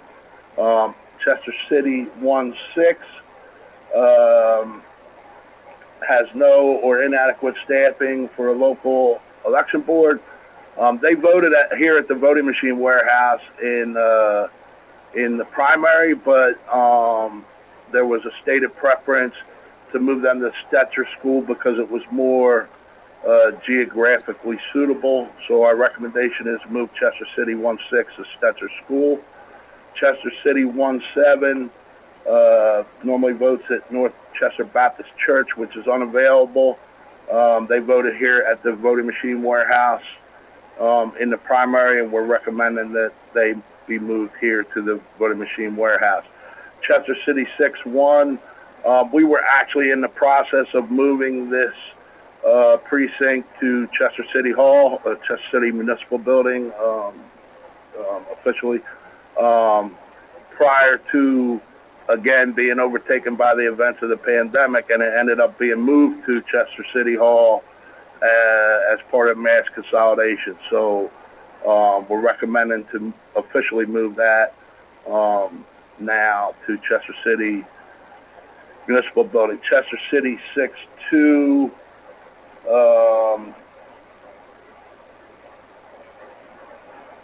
no or inadequate staffing for local election board. They voted Chester High School. In the primary, we're recommending moving it to Chester High School. Chester City 7-1 and Chester City 7-4. I'll go with 7-4 first. That's a gas station, and we knew before the primary, excuse me, that we were going to have a problem. It's a very small space and would not fit the new equipment and provide for voter privacy. Add social distancing into that, and it just exacerbates the problem. We had a petition submitted yesterday, I think, or the day before, to move that to Hope Point Ministries. Hope Point Ministries was determined by our department not to be a suitable voting location. So originally we had reported we were going to move 7-1 and 7-4 to Hope Point Ministries, but it's not a suitable voting location. There's no heat. There's some construction going to be going on, things like that. So they voted also at Chester High School in the primary, and we're recommending Chester City 7-1 and 7-4 to Chester High School. So to summarize, Chester City 2-3 to the Days Inn, Chester City 4 to the Days Inn, Chester City 1-6 to Stetzer School, Chester City 1-7 here to the warehouse, 6-1 to City Hall, 6-2, 7-1, and 7-4 to Chester High School. Thank you, Mr. Chairman. I'm not trying to. I don't want the public to have the impression I'm rushing it. I did review Mr. Savage's materials beforehand, but I do need to go. So I would appreciate if we could move to vote. And if there is necessary discussion, that'll be, let's have it. But I move to adopt the recommendations of Mr. Savage. So there's a motion. Is there a second? Second. All those in favor, say aye. Aye. Aye. Aye. Any opposed? All right, the motion carries. Okay. And Mr. Chairman, All right, I apologize. Ms. I have to leave the. I know you have to go. Thank you. Thank you. So, Mr. Byrne and I are here. I don't know, is there additional business to take a vote on? I don't know that there is. There's no additional business for me to take a vote on, but I do want to make you aware that that I received a complaint from Assistant U.S. Attorney Jacqueline Romero from Philadelphia. This was a complaint that was actually, looks like, mailed to the 3 members of the board, addressed to the government center building. Regarding the accessibility of. Hold on, Mr. Savage. Mr. Savage, I think Mr. Byrne wants to say something. I don't know what this is. I don't know what this is going to be, and I'm worried if it's something that should be privileged, we should stop it. Thank you, Mr. Byrne. Jim, can you send that to the solicitor's office as promptly as possible? Yeah, as soon as we get off the meeting, I can send it. I was just going to let you know that we received it. No, we don't want you letting us know anything. Just send it to us, and we'll deal with it. There's a concern, perhaps it's attorney-client privilege information, so we don't want to say it on a public meeting until we determine what it is. And that's all right. No problem. I'll send you the complaint that I received and the response that I sent. Thank you. Thank you, Mr. Burke. Thank you. All right. Anything else? Not for me. Thank you. All right. Is there any additional public comment? I think that's the only other thing I see on the.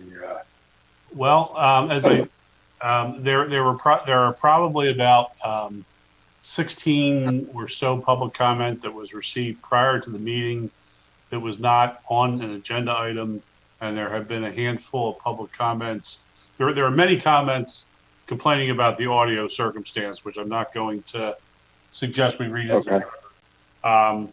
There are a handful of substantive public comments that have been received since the meeting started. So. Okay, let's hear them. Okay, so including the ones that came before, right? Well, the ones we've already reviewed, we don't have to re-review. Well, no, but if there's something that there are a set of public comments that were received before the meeting, but which were not read because they were non-agenda items. Oh, okay. So you want me to go through them? yeah, those. Yes, sir. I was just saying it would be in the opposite, but yes, please. Cynthia Long, Minority Inspector, Upper Darby 410. On old voting machines, there used to be a button that said, "I don't wish to vote for any candidate."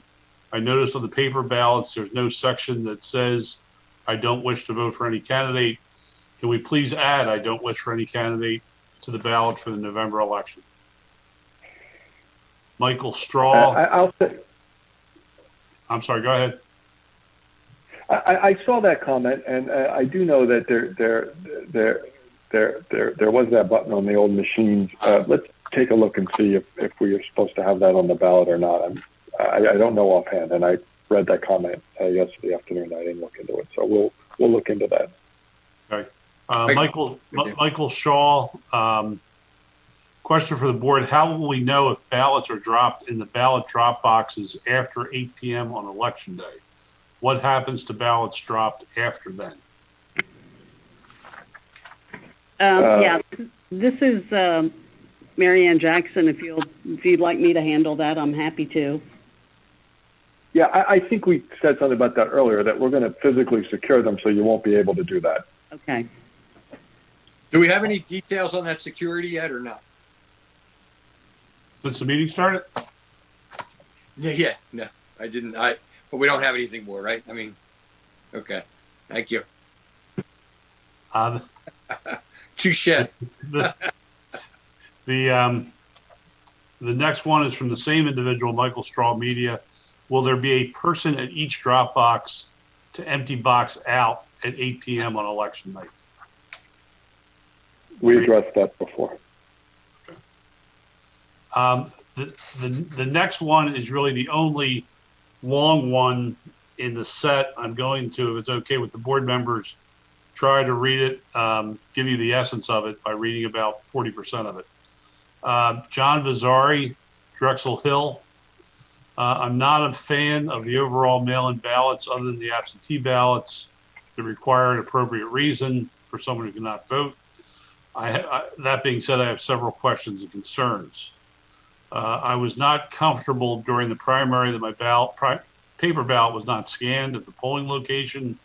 I hope that for the 2020 general election, the scanner will be at the polling locations. Additional concern regarding the polling locations, the box in which the paper ballots were placed were under the control of a single individual with sole access to the key of the one lock that was on the box. Totally unacceptable, the risk of one individual accessing the box on their own, unobserved, and able to remove ballots. As far as the mail-in ballots, he has a series of 7 bullet points, which I'll summarize. No person who signed up for mail-in ballots should be permitted to drop off their paper ballots at the polling location. If they get to the polling location, then they're able to vote in person.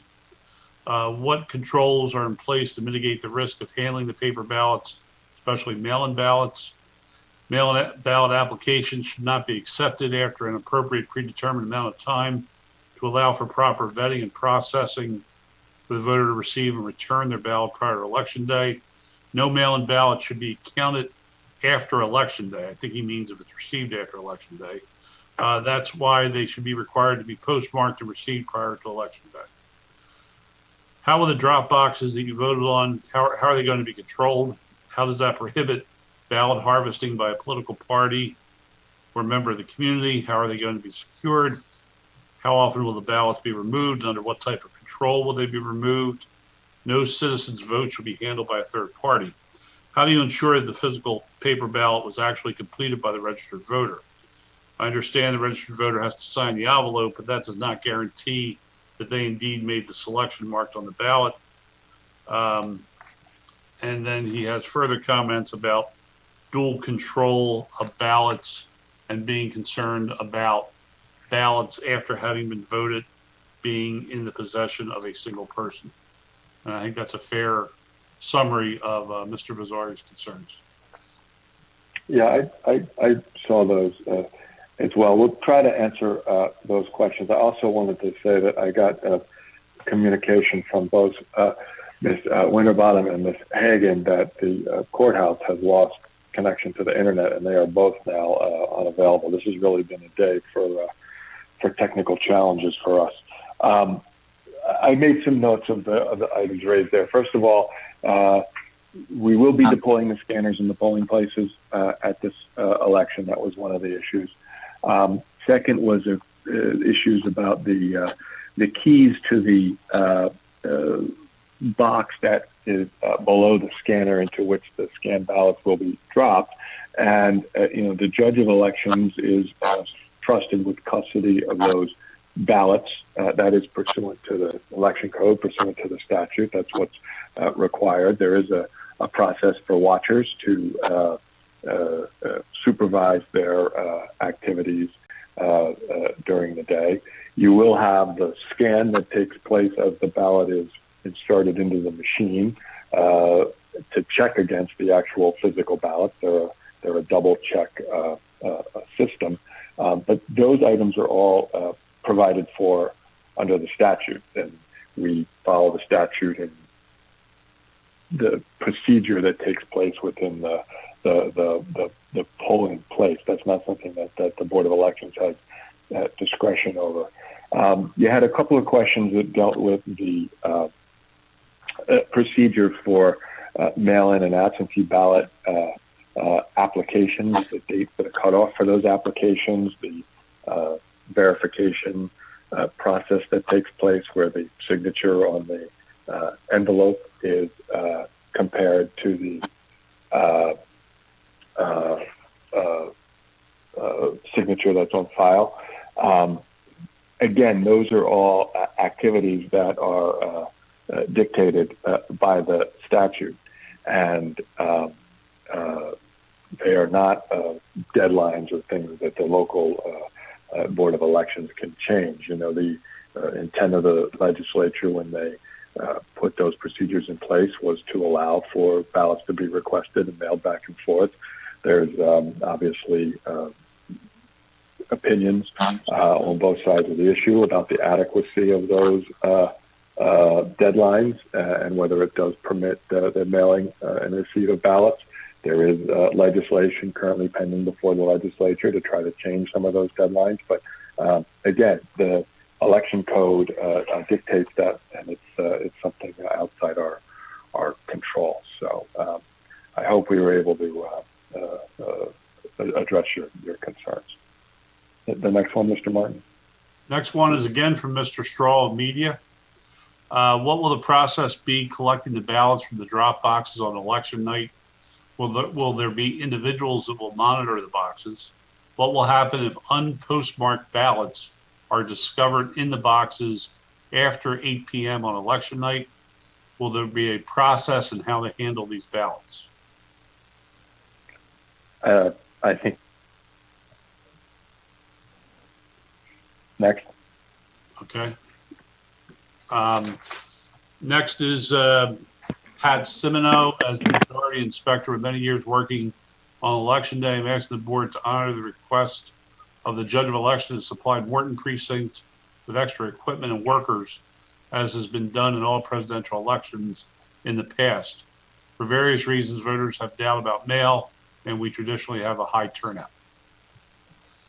All right, Mr. Savage will take a look at that. And what he is describing there is the allocation of equipment that the board has limited numbers of scanners, et cetera.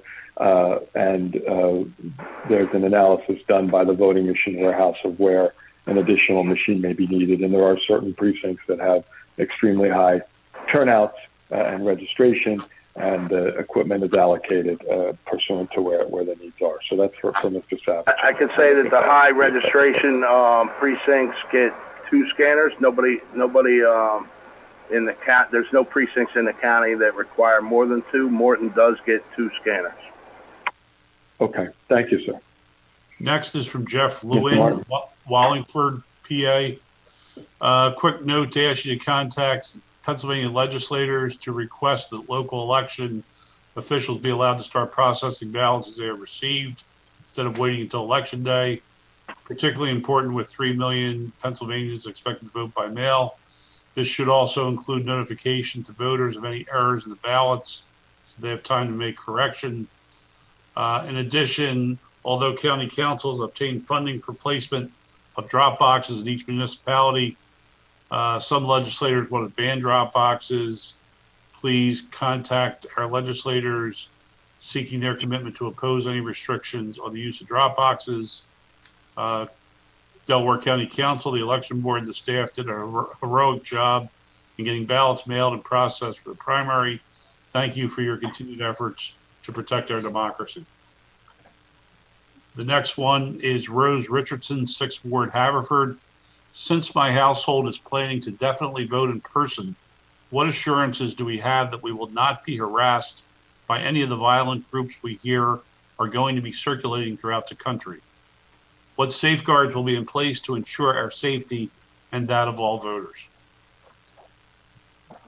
So the election code imposes very significant penalties, felony offenses, for anyone who attempts to disrupt the voting process.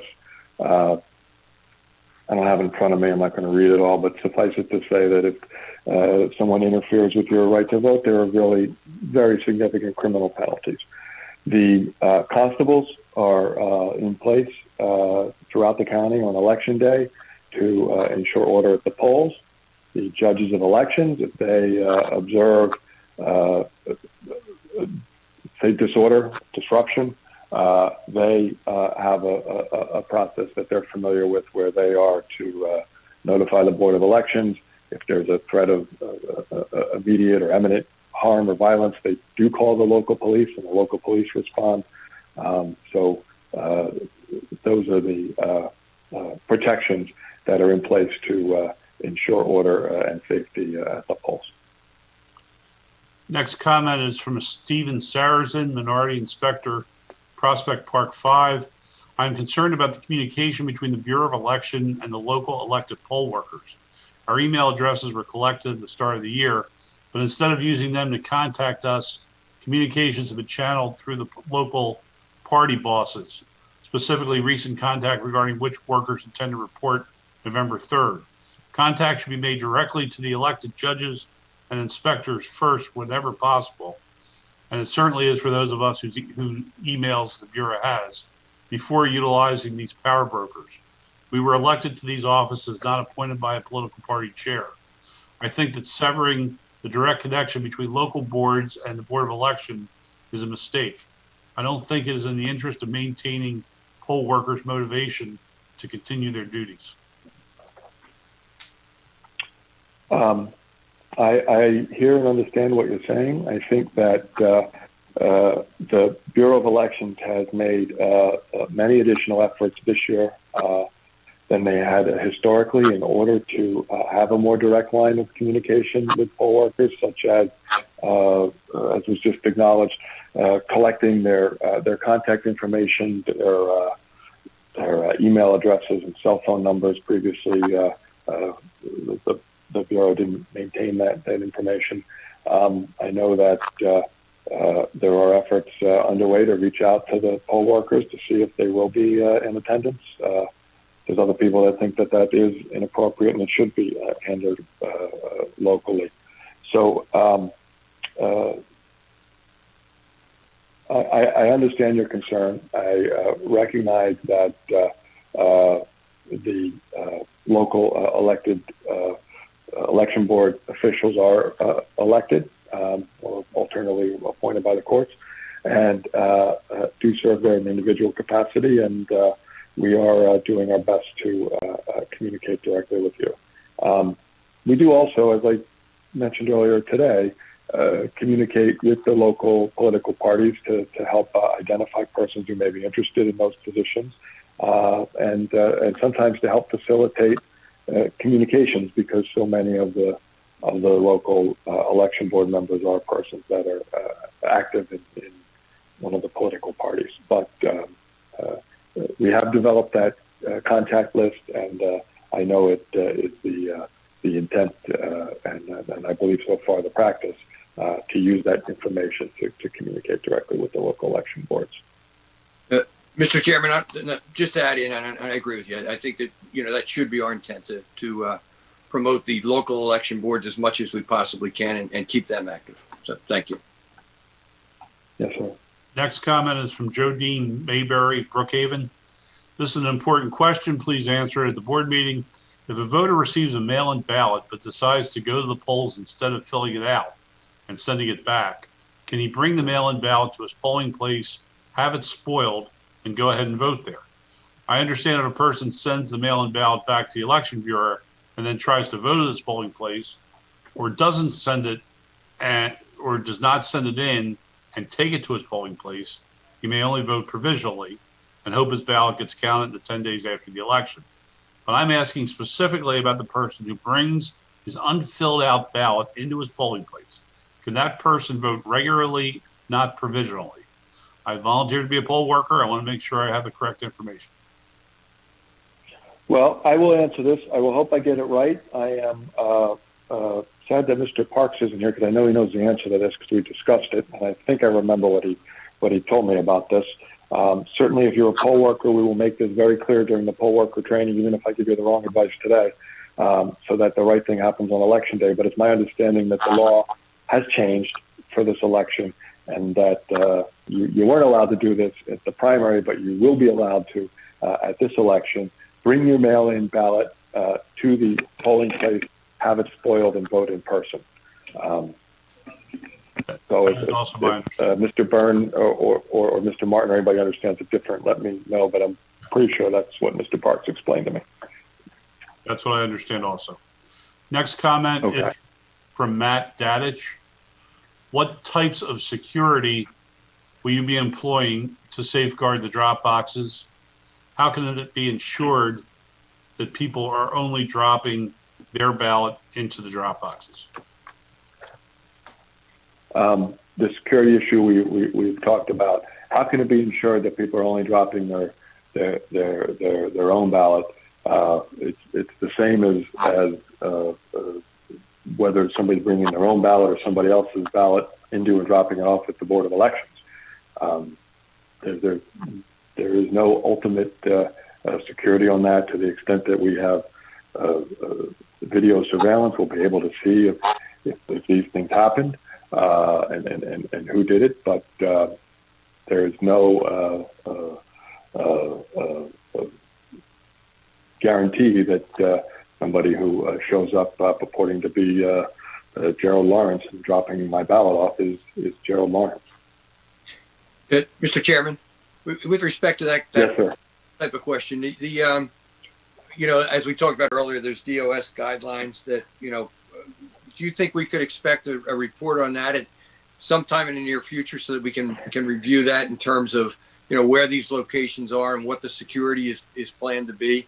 That seems to be a question that I'm getting an awful lot, and I'd like to be able to have that answered and some time to analyze it. And I'm not trying to be a smart aleck here. I think it's an important issue that we need to spend some time on, and as sooner we can get that, better. I agree, and I think that as we spoke about with Ms. Jackson earlier today, we need more details on these things, and we need them before the meeting so that we can look them over. So I agree with you. Thank you. Next comment, Becky Caracappa, Newtown Township. When back in March, I submitted my Pennsylvania application for mail-in ballot for the primary election. In June, I checked the box saying I would like to receive mail-in ballots this year and receive annual applications for mail-in ballots each year. At the last meeting of the board, it was said that the first ballots would start to be mailed out to voters in mid-September. For those of us who requested automatic mailings of our ballots for the November election, will we be the first ones to be sent ballots because we've already in effect requested them months ago? And now the big question, for those of us who requested the 2020 ballots be automatically mailed to us, where can we go online to confirm that we are indeed in line to have our ballots sent to us and do not need to reapply for a mail-in ballot to be sent? I don't want to find myself in a situation in which I find out that my request to be automatically be sent a ballot didn't go through for some reason that's too late for me to apply for a mail-in ballot, like those who did not check the auto request on their mail-in ballot applications earlier this year. Can you address in today's meeting? Sure. The first issue about the precedence of who's going to get their ballots first, as soon as the ballot is finalized, we are going to send the first batch to all those persons whose applications have already been received and all those who check the box, if you will, in the spring to get it for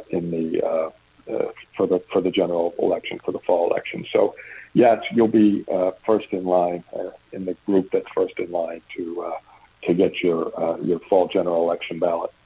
Second, you can check the status of whether or not that box was checked on the Shore site, which is www.pavotes.org. I said before that the courthouse was offline. If Ms. Hagan or Ms. Winterbottom is on, they can just confirm I gave the right web address for checking your ballot, but I'm pretty sure that's it. It's pavotes.org, I'm pretty sure. Okay. I guess we're not that close. Okay. We're on our own, Jerry. Next comment is Lynn Ryan. Will PPE be given to each polling place? If so, will be delivered prior to the 7 a.m. opening? Yes and yes. We understand the problems that there were in the spring with the, in some instances, late delivery of the PPE, and we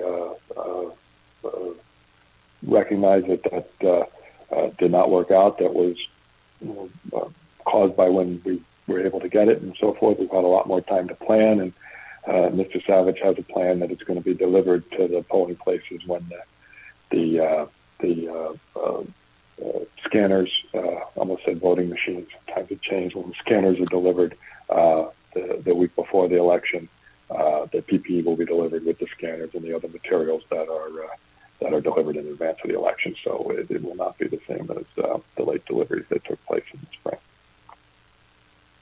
Next is from Valerie Bianciniello from Broomall. Where are the ballots going to be counted? How will they be verified? Will you have a live feed available? So we will be using the new space in Chester. That's where they will be counted. The second question was, how would they be verified? We're going to follow the procedures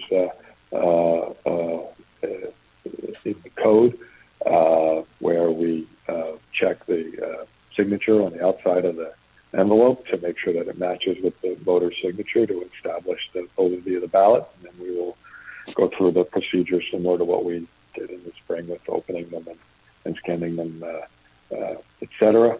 Will there be a live feed? Question? A live feed? Yes. We did that in the spring. We had a lot of positive response about that. I think it creates a tremendous amount of transparency that you can look in from your home or anywhere to see what's going. the code provides that there's watchers in the room, so each candidate and each political party can designate persons to be in the room live watching what's going on. But this way, the general public can also be watching. So, Okay. We're down to only a couple in this pile. This is from Ellen Fisher, identifying as a candidate for State Senate, District 17. And she has a series of 8 questions, each of which are relatively brief. I would suggest I'll read one at a time, and perhaps, Mr. Chairman, I think these are probably all that you might be able to answer briefly. Number 1, when will the mail-in ballots be mailed to voters if they've been applied for? We expect that to begin in mid-September, in the next week or two. There's still a court case going on about the Green Party candidates being on the ballot or not.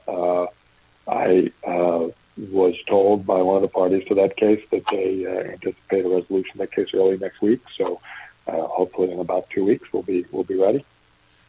Number 2, how long will it take the county to mail a ballot after it's been applied for online?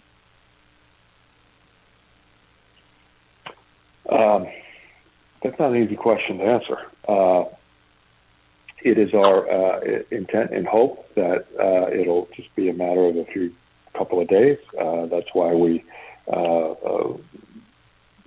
purchased the equipment that we did. That's why we're hiring the staff that we're hiring, and we can't fully anticipate the number of applications we can get, but we're hoping that we can not operate at a backlog and be able to receive your online application and process it within a day or two and get it out the door. That's our intent. That's why we've undertaken the efforts that we have to improve our system. I should have clarified. She indicates these are questions she's being asked by voters and would like to be able to answer. 3, if a voter applied for a mail-in ballot in the spring and wants to vote in person, how can they do that?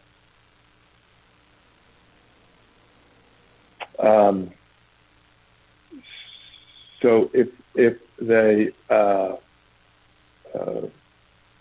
make an application and receive the mail-in ballot, they can bring the unvoted ballot to the polling place to vote in person. I think there's also a way you can change your designation, but without the staff on the phone, I don't know specifically how that works in the SURE system, or if there's a form or how that works. I'm sorry, I can't answer that question. Will all the voting places be opened, or will you be consolidating voting locations? There's consolidations, and we did some of those today, and we've done them at the meetings, and we'll make public the details of where they will be, and we'll notify the voters, et cetera, as we're required to. Will the voters be able to drop their mail-in ballots at the polls like they did in the spring? No. Will the votes of both the dropped-off ballots and the in-person ballots be scanned at each voting place versus in media?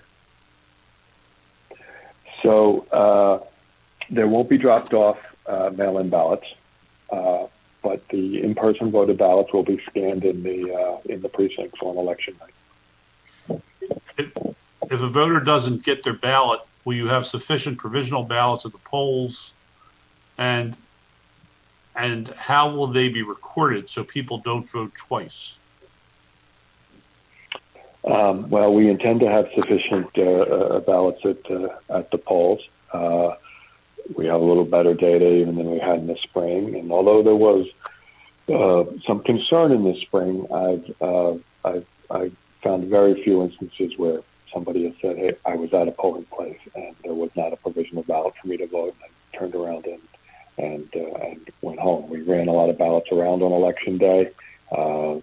Judges of elections called in when their supply got low, and we were able to get them out to them, and we even got a lot of back. So, but we're going to do a better job this time. We have another election behind us. We have more data. As everyone knows, we got caught short in the spring without the anticipation of the untimely the delivery of the mails and so forth, and so many people that didn't get their ballots. It's all documented. So we will do that. We will do that better. I'm sorry, Mr. Martin. It's been a really long meeting, and I forgot what the second question about how it's ensured people don't vote twice. Oh, so this is a little bit of an involved answer, but it's the same procedure that we've used in the spring, the same procedure that was used historically with absentee ballots. When you request a mail-in ballot or an absentee ballot, that is recorded. There's a list that is maintained electronically within the SURE system, the computer system. When the poll book is printed, if you've requested a ballot at the time the poll book's printed, it's printed a little week or so, 10 days ahead of the election, your name won't be printed in the poll book. So if you come in to vote and I'm Gerald Lawrence, I'm here to vote, your name won't be in the poll book, and you won't be able to vote in person. Similarly, if you request a mail-in ballot a little later in the process after the poll book has already been printed, there's a supplemental list that is generated that shows the persons who requested those mail-in ballots or absentee ballots. That supplemental list is sent to each polling place, and on the morning of the election, the local election board, the judge of elections, and the inspectors are to go through the poll book and X out with a marker or pen or whatever the names of those persons who requested a mail-in ballot. So somebody presents at the polling place saying, I want to vote. They are identified as either not being in the polling book or being crossed out of the polling book as having gotten the mail-in or absentee ballot, and they're told that, and they're told they can't vote. If they insist in voting, or if they think it's a mistake, they can then vote a provisional ballot, and then after the election, we look into it. We see if they did get a mail-in ballot, if it was returned, and the decision is made whether or not to count the provisional ballot. So. And the last one on here is, when will the candidates get the list of mail-in ballots applied for? That's controlled by the statute. I don't know specifically what it was. I think it's there's certain deadlines in the statute when the candidates make a request that the board has to provide that list. I think what we did in the spring, we'll probably do something similar, was we just provided the list at regular intervals for anybody who wanted it, rather than generate a list every time somebody requests it. And we'll make public when the list will be available. And I think it was either done weekly or twice a week, and so everyone knows and everyone can get the list, because obviously the candidates want to know who's asking for a ballot. So we'll follow up and make sure that that's publicized. Okay, continuing with the comments, there was one email provided by Teresa Tui of Interborough, but it was not addressed to the board. It's a copy of an email she sent to a bipartisan email to all the election workers in those townships, providing an update of status and deadlines and whatnot. So I'm sure it was helpful for the recipients, but as it was not specifically addressed to this board, in the interest of time, I won't read it because it's relatively long. There are four comments that came in on the website since the meeting started. Susan Duncan of Media, I agree with the chairman's comments on transparency. Susan Duncan. I like that comment. Susan Duncan of Media, I think using City Hall in Chester is an excellent choice. It is easily accessible and a well-known location. Mike Doherty, he has a work location which is outside the county.